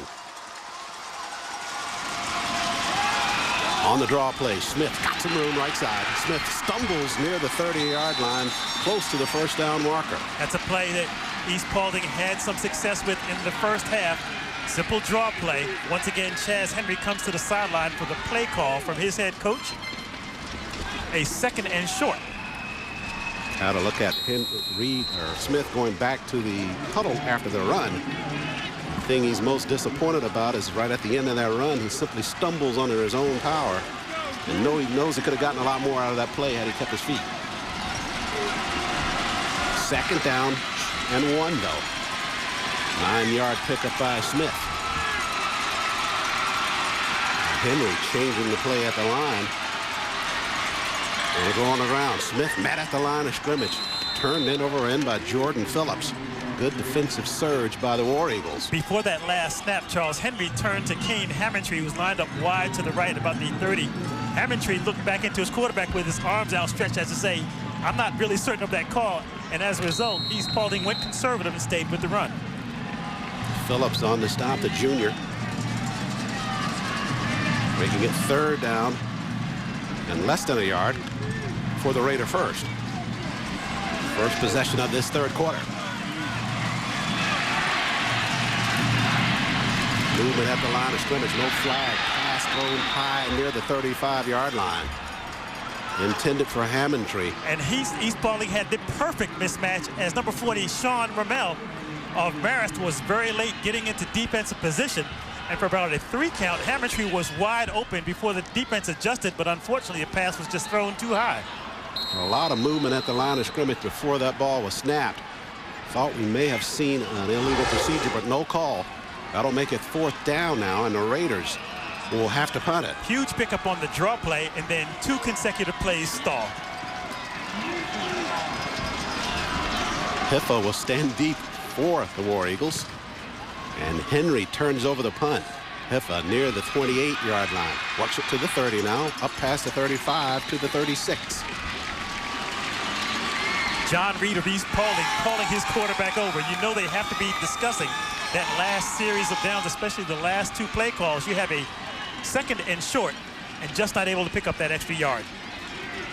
So the Raiders give it over back to the War Eagles, and Gary Marshall and Maris to the line of scrimmage. Marshall with a fine job of leading the War Eagles in that first half. Line of scrimmage, their own 36. On the ground. Marshall will keep it. Marshall got it up near the 39. Marshall does such a great job of handling that football in the traffic, faking it to the running backs. And at only 5'9", Charles, when he gets low in that position, it's very difficult for the defensive lineman to read where that ball is going. So he uses that size to his advantage. We saw that in that first half on the first score of the ball game. A great fake.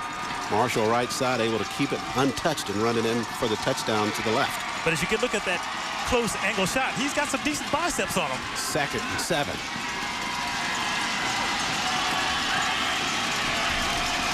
On the ground they come. Marshall will keep it right side with the option. Turns it to the inside.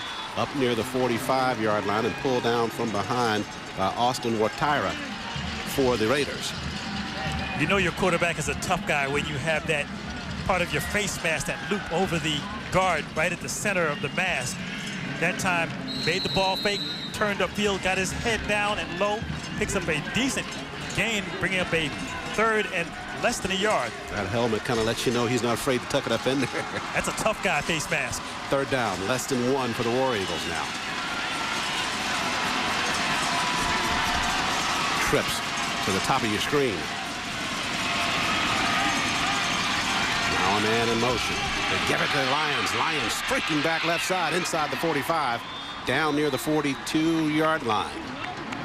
Quick hitting play going right side, but Preston Lyons turning it back to the inside. And speaking of tough guys, Ryan ran through his counterpart number 44, Craig Ryan.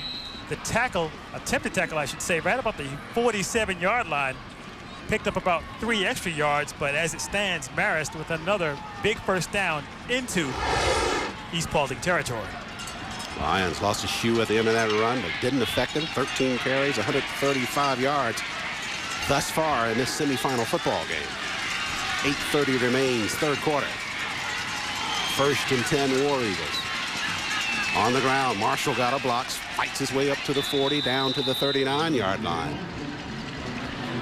Before the last snap, Neil Schuster in the wishbone formation extended his hands as if he was going to take a direct snap.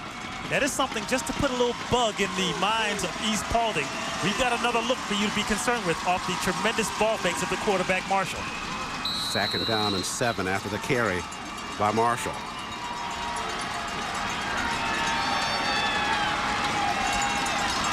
Line of scrimmage now the 39 of the Raiders. Starting this football game, the War Eagles went on a sustained drive and scored a touchdown. This is their first possession of the second half.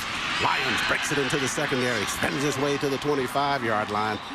War Eagles threatening again. Adiris Anderson on the stop for the Raiders. It doesn't take Preston Lyons very long to get up a full head of steam. After about the 2nd step, he gets into the 2nd level and all the way down to the 25-yard line, showing an excellent burst off the handoff. Preston Lyons at 6'1", 218. This is going to be a rough comparison now, so you got to stay with me on this. I'm thinking Larry Zonka. That's not getting crazy. Okay. But he's showing the ability and the toughness inside the tackle. Very Zonka-like. Maris, 243 total rushing yards. East Paulding under 50 yards. Just dominating on the ground. Quick pitch left side. Good work by Marshall with the pitch, but a racking hit on Schuster on the outside by that Raider defense. But I will give you 1 point on the comparison, because at 6'2" and 225, Lyons is a load. Marshall took a hit but got it over to Schuster. Schuster was bumped by Idris Anderson. Gaylord, take a listen at this shot.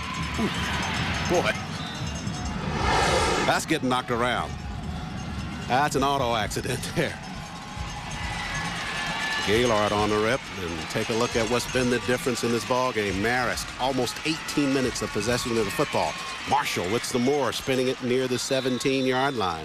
When you can control that clock like that, Mark, no question about it, you're doing what you want to do on the ground. And once again, the ball fakes are so effective that Preston Lyons is causing himself to be tackled without the ball at the middle of the field. His quarterback taking advantage. Marshall picking his way along the line of scrimmage and picking up positive yards. Hickox on that stop for the Raiders. Coach Chadwick eyeing that clock now, facing a 3rd down and 2. Down at the 17 of the Raiders. Right side they go. Lyons with a group hanging on him, got it inside the 15, down near the 13-yard line. Right before the last snap, the entire East Paulding coaching staff was trying to get Zach Ganaz to get closer to the line of scrimmage. He was playing about 10 yards off the ball. So they really wanted to try to force their linebackers closer to the line of scrimmage against this tough running game, which is really showing no signs of trying to get to the outside. They're just lining up and saying, we're coming right at you, right up the middle. Approaching 5 minutes, 30 seconds remaining in this 3rd quarter. This is the first possession of the 2nd half for the War Eagles. 1st and 10, down at the 13. On the ground they go. Lyons stepping over the defender, spins over another one. Touchdown, War Eagles.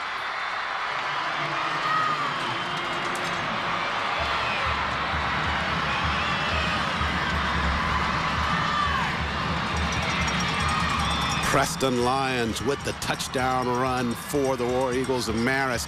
They extend their lead. The last player that got trucked right about the 3-yard line was number 3, Idris Anderson. Watch the contact of the big running back, the spin, and the 6. So Lyons with the touchdown. Gallagher on now to try the point after. We talked about the importance of that drive coming out of the intermission. War Eagles knew it. They convert on a touchdown.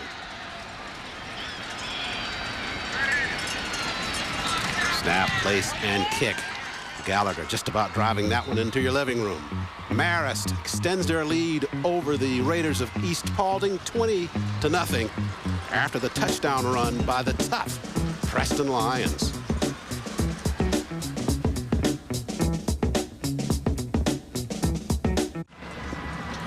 (20-0), Marist leading East Paulding after the touchdown run by Preston Lyons. You made the comparison to Larry Zonka, but I'd prefer to make the comparison to a player we saw a couple of years ago, Brandon Sutherland, who is now a starting fullback for the University of Georgia, who starred with Greater Atlanta Christian, who we had in these very same playoffs.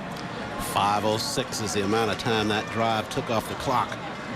And the War Eagles continuing to mount time of possession in their favor. Marist with 305 total yards now, compared to 66 for East Paulding. Gallagher will kick it. The Raiders have got to get something going. Collier, Smith standing near the 3. Deep kick by Gallagher.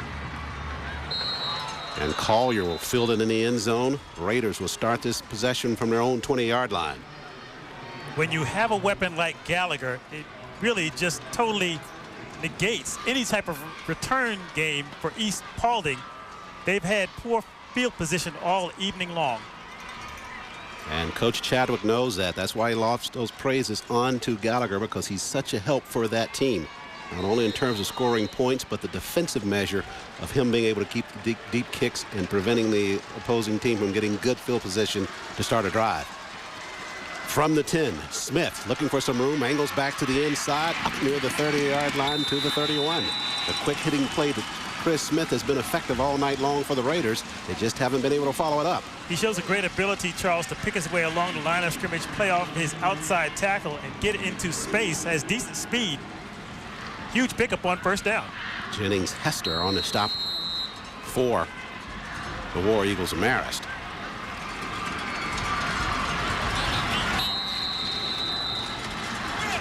And whistles at the line of scrimmage.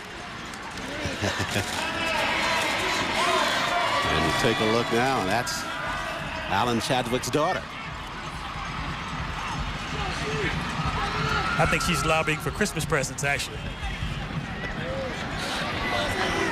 Now, you know, a few years ago, I worked for this show called Prep Sports Plus, one of the real icon shows at Georgia Public Broadcasting. I had a chance to go over to Marist and do a story on one of the players a few years back.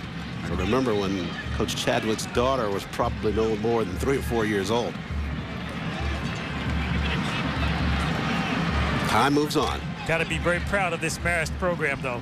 For a team that's been this strong in the playoffs, so it's got to be some type of state record for the country, let alone the state of Georgia.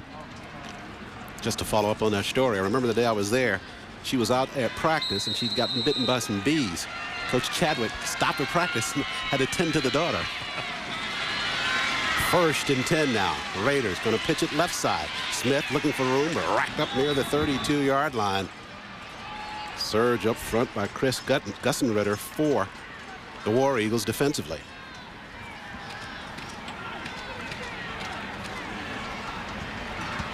Dan Sutton in on that stop as well for Marist. Sutton's only listed at 6'1", 205, as we talked about all evening long. Marist not very big, but their linemen especially get very low at the line of scrimmage, and they allow their linebackers to come to the line of scrimmage and clean up. 2nd down and 9 now for the Raiders. 4:25 and the clock moving here. Whistles and flags coming in at the line of scrimmage. Number 58 in the middle of the field at nose tackle for Marist. Dead ball, snap infraction on the offense, 5-yard penalty, 2nd down. They line up Phil Wood, only listed at 5'10", 185, but gets incredibly low in that crab position right over center and is able to work his way along the line of scrimmage and cause havoc.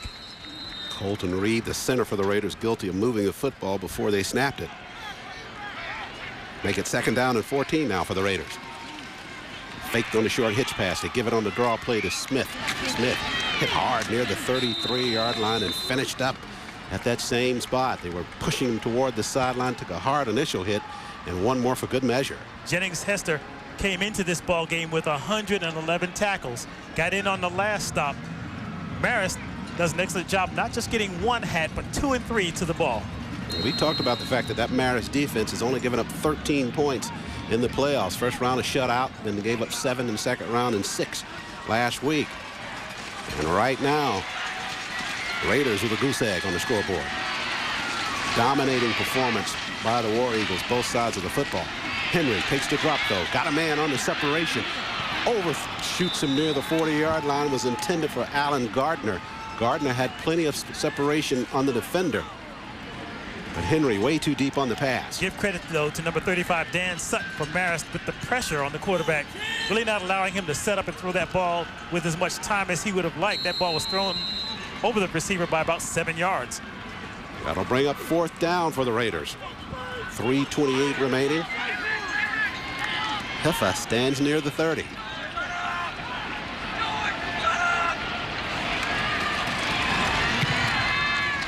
Resounding thud on the kick by Henry. Bounces at the 30. Takes a Raider roll inside of the 25-yard line, down near the 22. He hit that one hard. 3 minutes, 14 seconds remaining, 3rd quarter.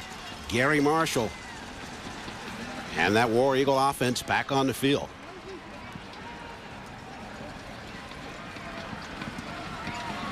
As they have dominated, Charles, the time of possession. No surprise on what their strategy is going to be going into the closing minutes of the 3rd quarter and into the early part of the 4th. Marist lost 4 of their last 5 semifinal appearances in the Georgia Dome. Right now in a comfortable 20-0 lead over the Eagles, or the Raiders, as they keep it on the ground straight ahead. Lions with the carry.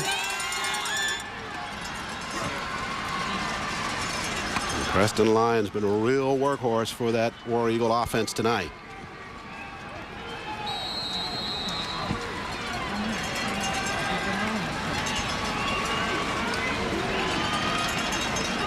Marist School, located here in Metro Atlanta. That school opened its doors in 1901. Initially opened as a military school for boys. 2nd down play now. There's Lyons in the secondary. 1 man to beat. Works it at midfield now. Now to the 40. Chased out of bounds near the 34-yard line. Idris Anderson just trying to hold on to him, but that play is created by the work of the men in the trenches. They've got everybody in black sealed down to the ground right there at the point of snap, and the rest of its lines were outside. East Paulding was trying to get number 98, Wesley Sweetapple, who makes the all-name team every day of the week, into the backfield, but Sweetapple, crabbing towards the line of scrimmage, got double-teamed, and as a result, the big running play takes it back. Preston Lyons on another big play from scrimmage. Look at his performance on tonight. 18 carries, 211 yards for the War Eagles of Marist. So Lyons turning in a sterling performance. Spins right side, now back to the left. Look at him work on one hand. Got it inside the 30, down to the 29.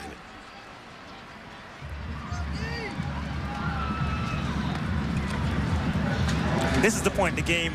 You have that big 220-pound running back coming at you in the third quarter, and you've been on the field for over 10 minutes. Football is not as much fun if you're a defender. Sure. We're at the 2-minute mark.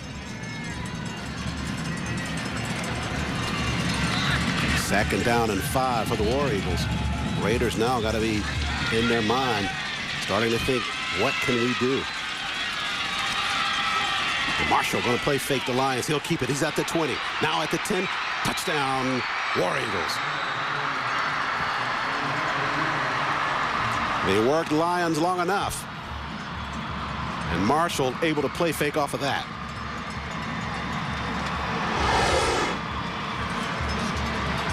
Eyeing Lions left side. Look at the group that he draws on the fake. And once again, you can see the down lineman for East Paulding just simply being taken out of the play, pancaked in some cases, allowing the quarterback to pick along the line of scrimmage. Once he got clear sailing at about the 10-yard line, his speed did the rest of the work. A minute 37 left in the third. Exclamation points being put on this now by the War Eagles of Marist. Gallagher on now to try the point after. And Gallagher drives it through, and Marist extends its lead 27-0 over the Raiders of East Paulding. Marist right now with 347 yards of rushing. That's just running the football. 4-play drive, 79 yards, a minute 37 seconds. Marshall with his second TD run on the night. And boy, the blocking downfield was just absolutely astounding by that the War Eagle offensive line. Marist wearing the navy blue uniform is very appropriate because this is a blue-collar offense that they've shown all evening. The ability to just simply run the ball, dare you to stop them. We're going to line it up and come right at you. Here it is. Come get it. They've done it from start to right where we are now. Minute 37 left in this third quarter. Coach Chadwick having some words with Marshall after the touchdown run. Marist leading at 27-0. Been a real quiet evening for the receiving corps for the War Eagles. We highlighted that at the beginning of the show. Stephen Greenwood, the wideout, doesn't get much. 4 catches on the course of the season coming in. We just got to be happy to be part of this show as that War Eagle mascot. Got to be happy about the results thus far. Charles, if you're East Paulding, you're almost to the point where you're starting to play for respect at this point. Not thinking about points. Let's see if we can pick up a series of first downs and see if we can get some points on the board so we don't go home with that bagel. Indeed, you're right.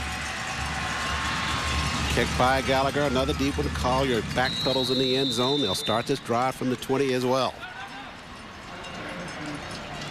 They were billing it as the miracle at East Paulding with their first ever playoff season this year, coming off a 3-7 year last year. What we've got going from results today: Northside over St. Pius 20-17. And right now, Marist leading East Paulding 27-0, getting set up for perhaps a Marist Northside championship. That'll come your way next Friday, 7:30 live from GPB, GHSA finals from the 4A division. We are live now from the Georgia Dome in the semifinal round. Home to this GHSA playoffs. And An injured player for the War Eagles. Sean Romnell going off the field for Marist. Rommel, the junior defensive back and wide receiver. 1st and 10 for the Raiders. Henry, short drop trying to set a screen. Now they flush him right side. Raises, fires, threw it downfield, but threw it high. Intended for Alan Gardner again. But Henry is not having enough time to get his feet set. Got a lot of air under that one. Give credit once again to Cooper Taylor in deep coverage, 6'3", 175. He's listed also as a quarterback, but as defensive back, he's been responsible all evening long for those deep drops and done an excellent job in coverage. Pass thrown high, 2nd down, 10 now for the Raiders. Minute 29 left, 3rd quarter.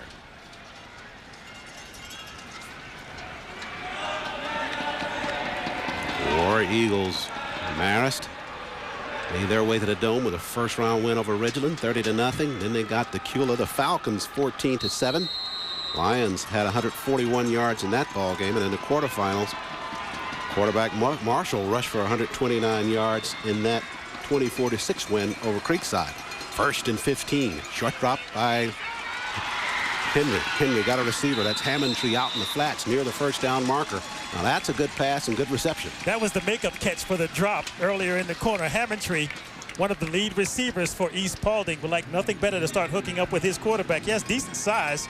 Comes to the sideline now as the play call is being sorted out once again from the sideline with head coach John Reed as the quarterback Henry approaches the huddle. No secret about it now, from trailing at 27-0. We'll see the aerial attack from the Raiders from here in. 2nd down and 1. Roll right side, Henry. Tuck it away, he'll run for it. He's at the 30, he's got a room at the corner, now scoots out of bounds near the 41-yard line. Henry, as you know, Charles, does not really like to run. He's a classic drop-back passer. Saw space and really had no other choice but to try to pick up that 1st down on the ground. Picks it up. Gets to the sideline. Chaz Henry with the 1st down run for the Raiders. Under a minute remaining, 3rd quarter. War Eagles starting to get into that more of a prevent defense. So things will soften up a bit in that 10 to 15-yard range. Pitch right side. They're going to go on a reverse. Collier's got a wall there. Good block by Henry. Tried to work it to the outside, and good open field tackle by Derek Hayden for the War Eagles. Collier had an option of cutting it back to the inside. He went to the outside, and that's where Hayden was. The last player for East Paulding, if Jacob Patterson can get a block on the corner, that play would have done what it was designed to do, but Patterson just wasn't able to get an angle on the tackler at the 40-yard line, and a play that looked like it had some promise is stopped for about a yard loss. It's a 2nd down and 12 situation for the Raiders. Don't think they'll get this one off before the end of the 3rd quarter. They will not. So at the end of 3, it's the Marist War Eagles 27 and the Raiders of East Paulding nothing. Step aside for the timeout. We'll come back with the 4th and final quarter of this semifinal matchup. 27-0 score.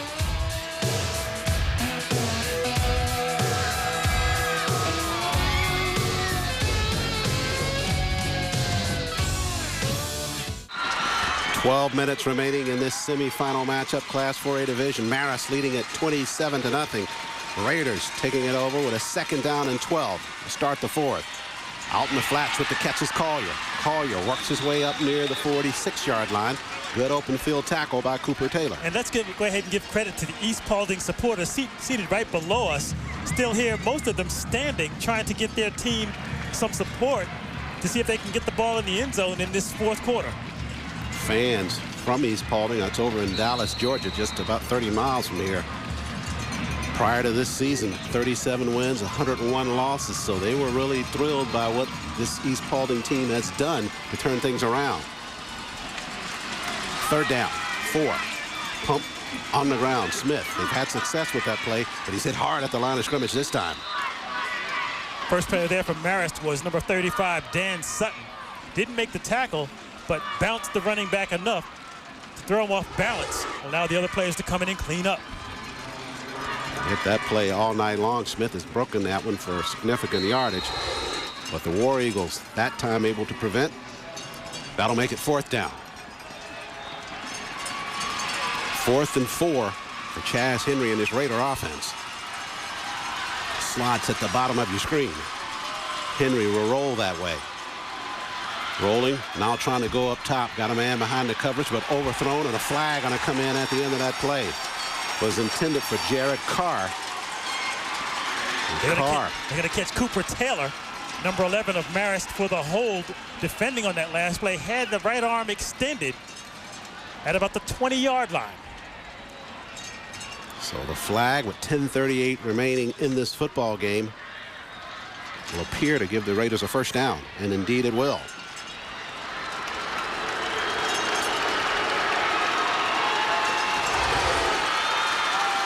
On the replay.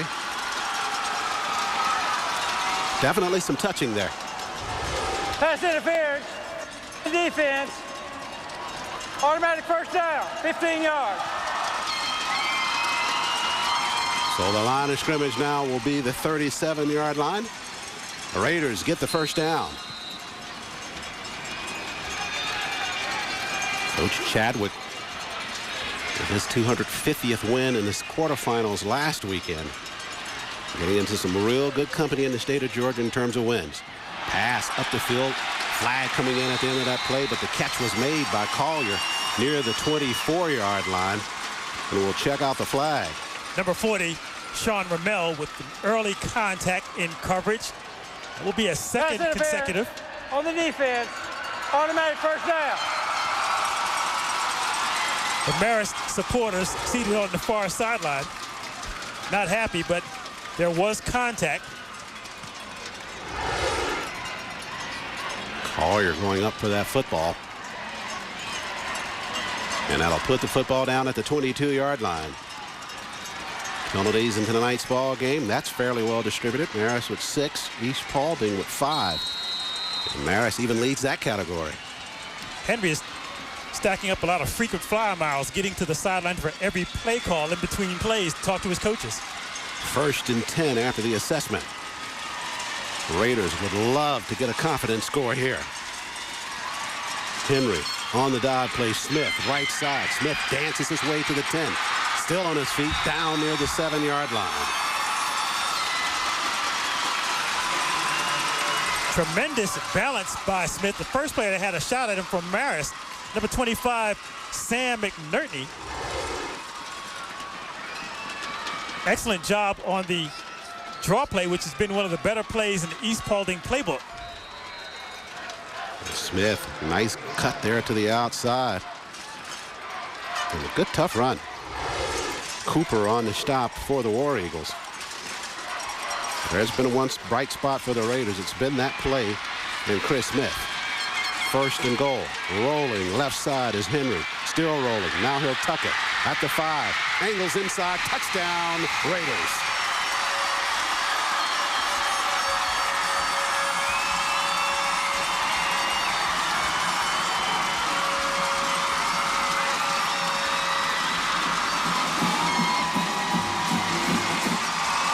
They waited 3 quarters for it.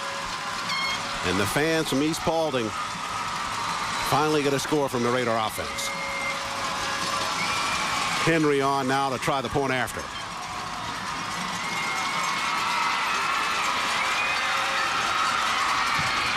And Henry drives it through on the extra point. Raiders get on the scoreboard, trailing at 27-7 to the War Eagles. 10 minutes remaining in the game. Things certainly can happen. This one not closed out yet. As you look at Henry on the roll and finally elects to tuck it away, and he found the end zone. Using his size at 6'3", 195 to just pick his way, looking for a receiver, but deciding at the last minute, well, I'm this close, I might as well take it the rest of the way. You got a shot at also head coach John Reed, who's got to be thinking, now, if I can only get a defensive stop, we may be back in business. But he has to be pleased with his team at least getting on the scoreboard. 7 plays, 80 yards, 2 minutes. 7-yard touchdown run by Chaz Henry. Raiders get on the scoreboard in this semifinal football game. 10:03 remains No thought of onside kick at this point? But there will be perhaps thought of going no huddle on the next series. The Raiders get on the scoreboard. And the fans from East Paulding gave them a rousing ovation for that. They waited a long time. They waited a long time to get to the playoffs. You talked about it a few moments ago that perhaps this game may be out of reach for them, but you certainly want to play as best as you can for the remainder of time so you can continue to build. Their players for East Paulding feeling better about themselves and the fans feeling better about themselves. They're allowing people to send text messages. The sign just flashed, "Let's go Raiders," on the scoreboard. Henry with a line drive kick over the head of everybody. Touchback, and the War Eagles will start it from their own 20-yard line. Chaz Henry, quarterback, punter, and kicker for the Raiders of East Paulding. He's already committed to the University of Florida. A perfect student at a 4.0 GPA. He'll be going to the University of Florida as a kicker, incidentally. From the 20 now, War Eagles leading at 27-7. And it'll be all about exhausting that clock. On the ground. Somebody's got Lyons by the foot, but he got it up near the 26-yard line. Almost broke that one. Nick Hickox, number 46, had Lyons, and that's a very vulnerable feeling when you're holding on and you don't have much else but an ankle, and you're being dragged along about another 2 yards. 9:44 and the clock running here in the Georgia Dome. Coach Chadwick and his coaching staff probably looking for the equipment manager right about now, trying to find a spike or a nail and a hammer or something to just puncture that football, just deflate it and kill the clock. 2nd and 4. On the ground, second man through, hopping up top was Schuster. Schuster may have gotten about 2 on the carry. Excellent tackle in the middle of the field by number 51, Colton Reed, the coach's son for East Paulding, now lined up on the interior line. Players that go 2 ways. Look at that jersey. He's got the pock marks on the top of it. He's got the scars on the helmet. He just says, "I'm a football player." And Cody, you indicated playing for his father, was a part of those 2 back-to-back championships when they were residing in Tennessee. 3rd down 1 now for the War Eagles. On the ground, Marshall will keep it, spins ahead. He's got enough for the 1st down.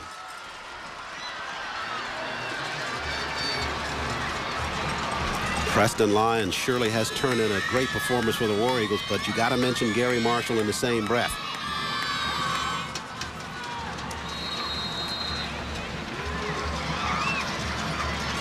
Marshall plays more like a basketball point guard than he does a football quarterback. With his ball handling ability, really sets up his backs well and allows them the extra counts to pause the defenders, give them space to operate. 1st and 10 after the run by Marshall. On the ground, Lyons hops over 1 defender, got it up near the 35-yard line. Approaching 8 minutes remaining. The War Eagles, winners of the 4A championship in 2003. They won the 3A crown in 1989.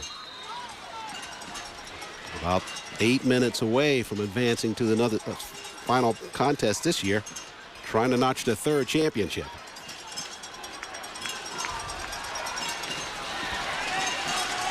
Second and 7 now for Marist. Misdirection. They give it to Lyons. Lyons works his way near the 40-yard line. Just rock'em sock'em football now with his head down. Marist brought 8 linemen to the offensive line of scrimmage, and you could just tell by the way they were getting down in their stances that they were ready to just drive out on the snap of the ball. Nothing fancy, just straight ahead zone block football. They got enough of a push, bring up a very short 3rd and about 1.5 yards. Line of scrimmage, their own 41.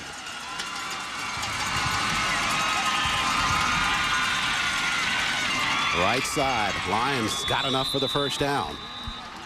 It's not pretty but it's effective. If you're an old school football fan, this is your kind of game because Marist is just lining up, and they're not even making any pretense to try to get to the corner. It's just straight ahead power football. Well, you called it early on. This is what we do. Can you stop it? And right now the answer is no. Raiders have not been able to stop it all game long. What's interesting about the Marist attack, just when you have the influence going with the East Paulding linemen, they come behind that influence with a short and very effective pass play. 1st and 10. From the 43 now. Left side they give it. Lyons spins, still fighting ahead, got it up near the 45. You can see the linebackers for East Paulding Charles cheating closer and closer to the line of scrimmage. On the previous snap, both linebackers were probably no further than 2 yards off the line. Marist has exactly what they want on the influence. No question about it. You can't help but be drawn closer to the line of scrimmage, given the situation in the game, thinking they're just trying to kill the clock. But boy, if the War Eagles were of that mindset. Lions, just a phenomenal night. 235 yards on the evening with 23 carries. He's got the 1 touchdown. I'm no mathematician. That's about a 10-yard average. And he'll add a little more to it this time, going left side. Pickup of about 7. 5 minutes and approaching with 5:30 left in the ball game. Austin Waitara on the stop for the Raiders. It's just nothing on the initial stop that pulls Lions down. They'll take 1 shot and keep rolling forward. And speaking of rolling, the clock continues to roll, approaching the 5-minute mark.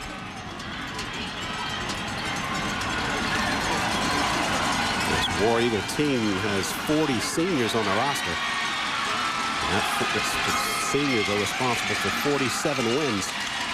As they go option left side, Marshall will keep this one. This time himself spins his way into Raider territory. The East Paulding supporters seated on the near sideline just gave their team a nice round of applause. They've got to be feeling that even though you may be down 27-7, you've given us a lot to cheer about this season. Indeed, you're right. A team that finished 3-7 last year, and over the last 16 years, they had finishes of 1-9 and 0-10. Only 8 of those years. They had 8 finishes in that category. I have a feeling that John Reed and his transplanted family from Tennessee will not be strangers to the Georgia Dome. He has already set his mark in his first year over in Dallas, Georgia. 4th and less than 1 for the War Eagle first down. Whistles at the line of scrimmage and a timeout taken by Coach Chadwick and Marist. So the Raiders finished this season on a high note with that first playoff record. But the timeout taken by the War Eagles and Coach Alan Chadwick, and this is what he likes about the coaching profession. Well, I think Friday nights is what it's all about. Just the thrill and the excitement and the anticipation of Friday nights. It's just is a great time to see if you've got a chance to be successful, with your work and your efforts, if they can come together for you. And I just enjoy that kind of rush that you get on Friday nights. Well, he's had a lot of them over 31 years, 22 years as a head coach at Marist. He is the school's winningest coach and the 7th winningest active coach in the state of Georgia. He kind of tipped his hand there. He said he liked the rush he gets on Friday nights. And that's what this team is all about, the rushing game.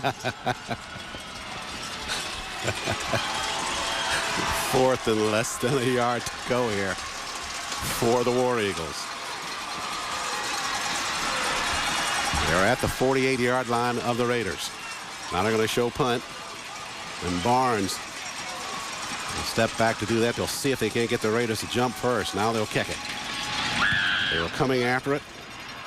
And he was bumped after the play. It was Barnes with an acting job trying to get a flag as Gunos receives it for the Raiders. And that's where the Raider will take it back on offense.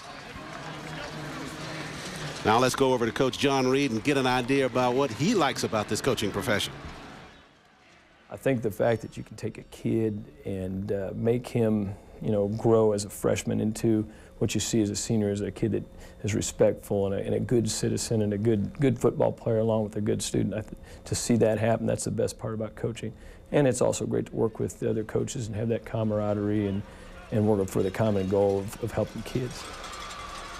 Mark, we've done that pretty much all day long from the 9 o'clock game to now, and to a man, each coach, all of them indicating the fact that this profession allows them to contribute to the development of these young players into good citizens. Probably one of the first things they did when they sat down with John Reed in Georgia, said, okay, coach, you're here from Tennessee, just don't play Rocky Top. That pass was incomplete by Henry, the Raider quarterback. And he's got to go to Georgia on my mind now, right? Exactly. You got to switch theme songs when you shift states. Well, surely Tennessee's loss is Georgia's gain. Henry now. 2nd down and 10. We're under 4 minutes remaining. Short drop. Pass batted at the line. Collier looked at it, but it went behind him. Phillips tipped it for the War Eagles.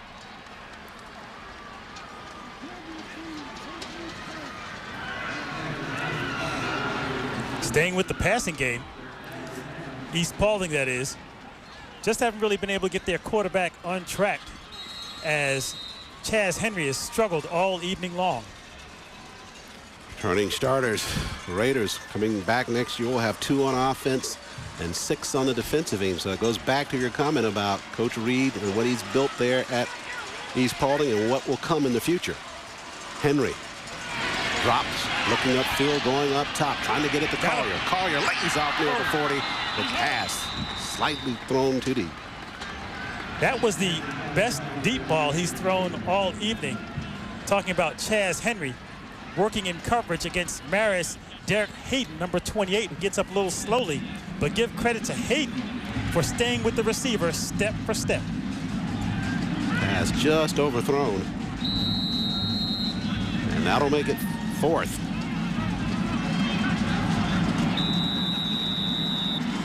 .348 remaining in the football game. And we've got a timeout taken. The Raiders take the timeout. Credit Coach Reed. He's coaching his team right to the very end. Exactly. Getting in the habit of doing things correctly from start to finish. Bringing his entire offensive unit to the sideline to see if they can get one more play call on this 4th and long. Nightcap here at the Georgia Dome. Earlier action from semifinals. The 3A division, it was Shaw over Carver, 16-14. Good way to start today's festivities. Great ball game to get us starting at 9 o'clock. In the other AAA contest, it was Peach County all over Washington County, 43-29. So our 3A championships are already set. And then at the 3 o'clock game, it was Dublin all over Lovett, 65-7 in that AA matchup. And then at 6 o'clock, Northside defeated St. Pius 20-17 in the 4A matchup. So Northside will meet the winner of this contest, which is looking like it's going to be the War Eagles of Marist. Henry now back to punt from the 5. They have no choice but to kick it away. Nobody back to receive the punt. It'll bounce near the 41. Filled it there. And that's where the Raiders will give it back to the War Eagles on offense from their own 41.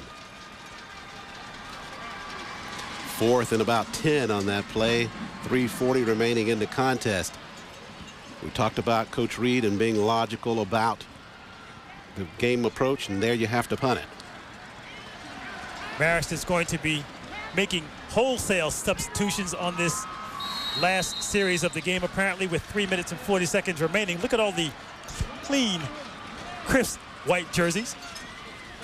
So Marist now will go with Kyle Farmer, the sophomore, to start the play calling.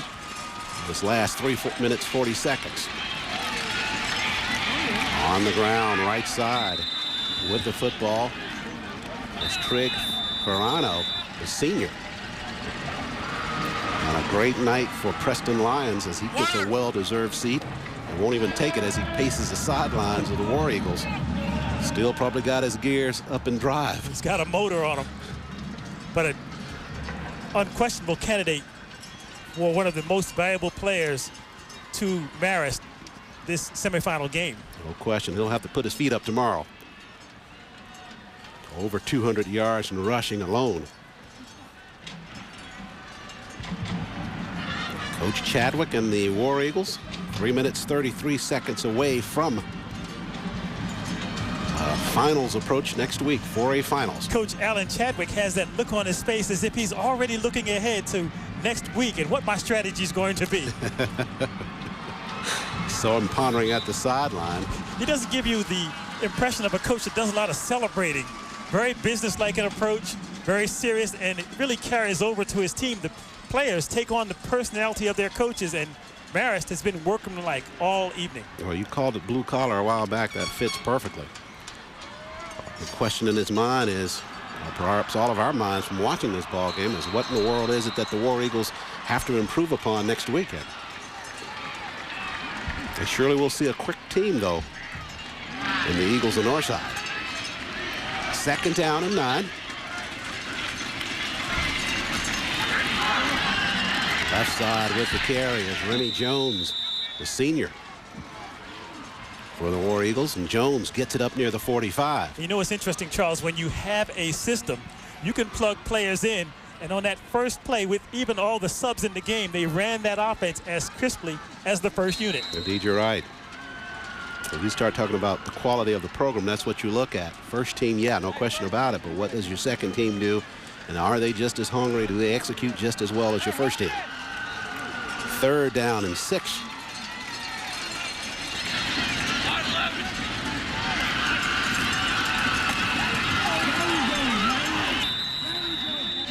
Carry by Lewis, right side. I will say one thing about Marist. They have a corner on the 5'9" quarterback market. At that last snap, Kyle Farmer took a shot from the linebacker of East Paulding. Looked like Josh McLaughlin, but just simply shook it up, got up, dusted himself off, and goes to the sideline now. Well, that'll make it the 4th down situation now for the War Eagles. 2:22 and the clock remaining on the clock here, as Barnes will get set to punt it away for Marist. Marist has so many short guys, you wonder if they have a maximum height requirement on that team. Everything down the roster, you see 5'8", 5'9", 5'5", 5'9". If we have not been committal in terms of where that championship ball game will be next weekend, right now our working assumption is that if should Marist win this contest, we're going to actually have a coin toss to determine who will actually host the championship ball game next weekend. So stay tuned.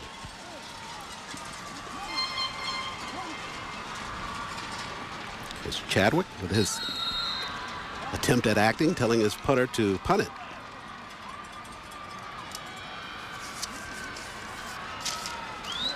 Got to be pleased with the team's performance tonight. They have just dominated the Raiders from the word go. Barnes to kick it.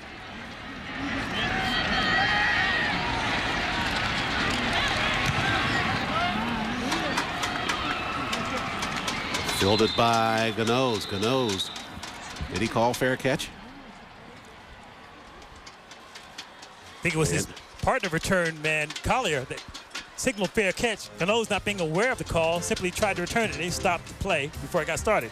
This is where we are next week in terms of finals or championship ball games. It'll be Northside, the Eagles of Northside, meeting the War Eagles of Marist. That's Friday, December 15th at 7:30.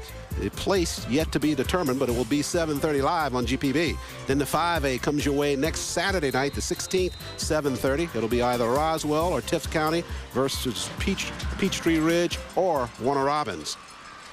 Of course, that 5A semifinal matchup coming your way tomorrow night in the nightcap. Henry rolls right side up to the 20, to the 21-yard line. Stargell on the stop for Marist. As our Sound Live reporter, John Nelson, predicted, there was an outside chance that we might have had 2 games in Warner Robins next week. Indeed, you're right. Right now, city divided.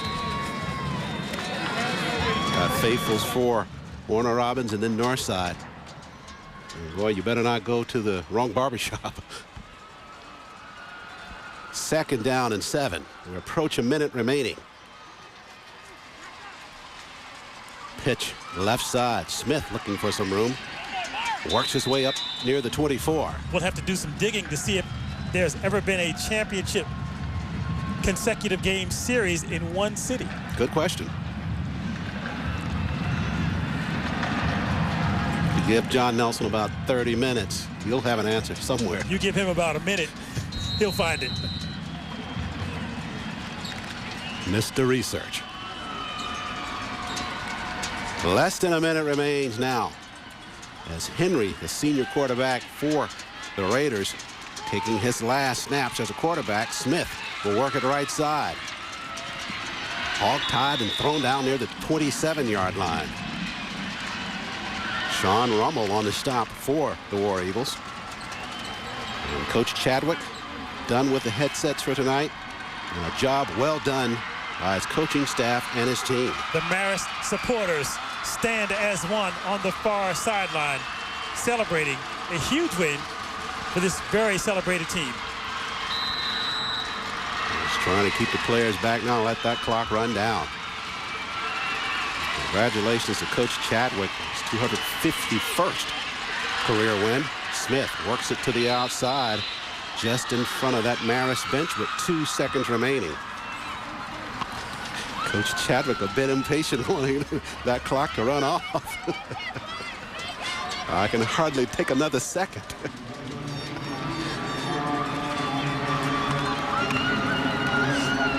So the War Eagles capping off a fine season up to this semifinal point. Only regular season loss was to Tucker into that second game of the season. You heard Coach Chadwick allude to that in his comments, that they really went on a roll and just started to really assert themselves after that loss to Tucker. Ran the table after that, and they're running away now through this semifinal ball game. Henry with his last snap as a Raider quarterback. He'll take the drop. Looking upfield, here comes the pressure, and he'll be sacked.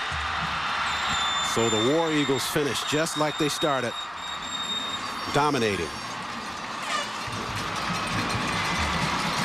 Goobert on the stack of Henry. Marist wins it 27-7 over the Raiders of East Paulding. Marist will advance to the championship game. Outstanding effort by the Marist offense, setting the tone and really dictating the entire ball game with that tough inside the tackle running attack. You talked about it on the top of the ball game, that if they could assert themselves and show their dominance in terms of running, it would be a long night for East Paulding, and indeed it was. It was a game of personality, Charles, and it was simply the personality of Marist that led to this one-sided 27-7 victory. Performance by Preston Lyons and quarterback Gary Marshall. That duo just really had their way in terms of running that offense.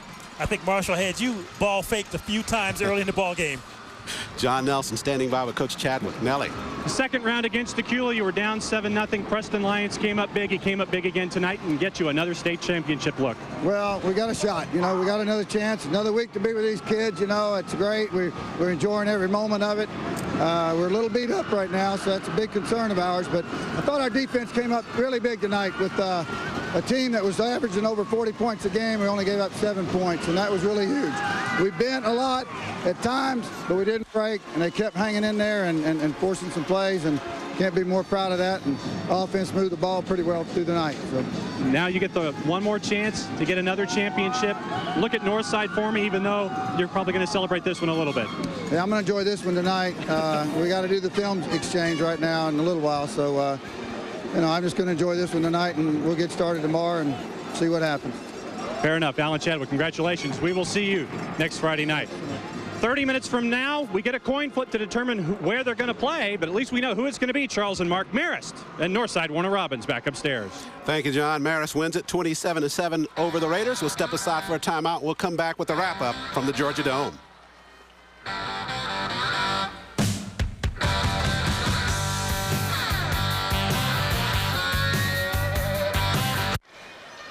Semifinal matchup is concluded here. Marist wins it 27-7 over the Raiders of East Paulding. Marist advances to the championship ball game next weekend against the Eagles of Northside Warner Robins. Full day of action tomorrow coming from the Georgia Dome. Athens Academy in Clinch County starting it off at 9 o'clock in the Class A division. Then at 12, we have more football action coming your way where Commerce, the Tigers, meet the Red Devils of Lincoln County in another single A action from that contest at 12 from the Georgia Dome. After that, it's double A action at 3 o'clock The Indians of Charlton County and the Bobcats of Early County will fight it out to see who advances to the championship round. And then after the 3, we go to the 6 o'clock ball game. It's the Hornets of Roswell and the Blue Devils of Tift County, both at 12-1. They'll fight it out for the 5A championship.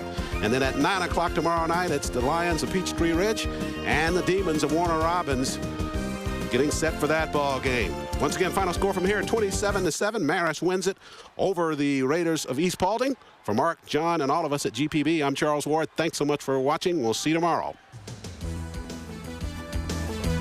Funding for this broadcast of the 2006 Georgia High School Association's football semifinals has been provided in part by Georgia Electric Membership Corporation, the International Brotherhood of Electrical Workers, IBEW Local 613, Atlanta, Wachovia, the Georgia Student Finance Commission, by viewers like you, and the Georgia High School Association, who wish to thank the Georgia Dodge dealers, State Farm, and Verizon Wireless for their support of high school sports programming on GPB.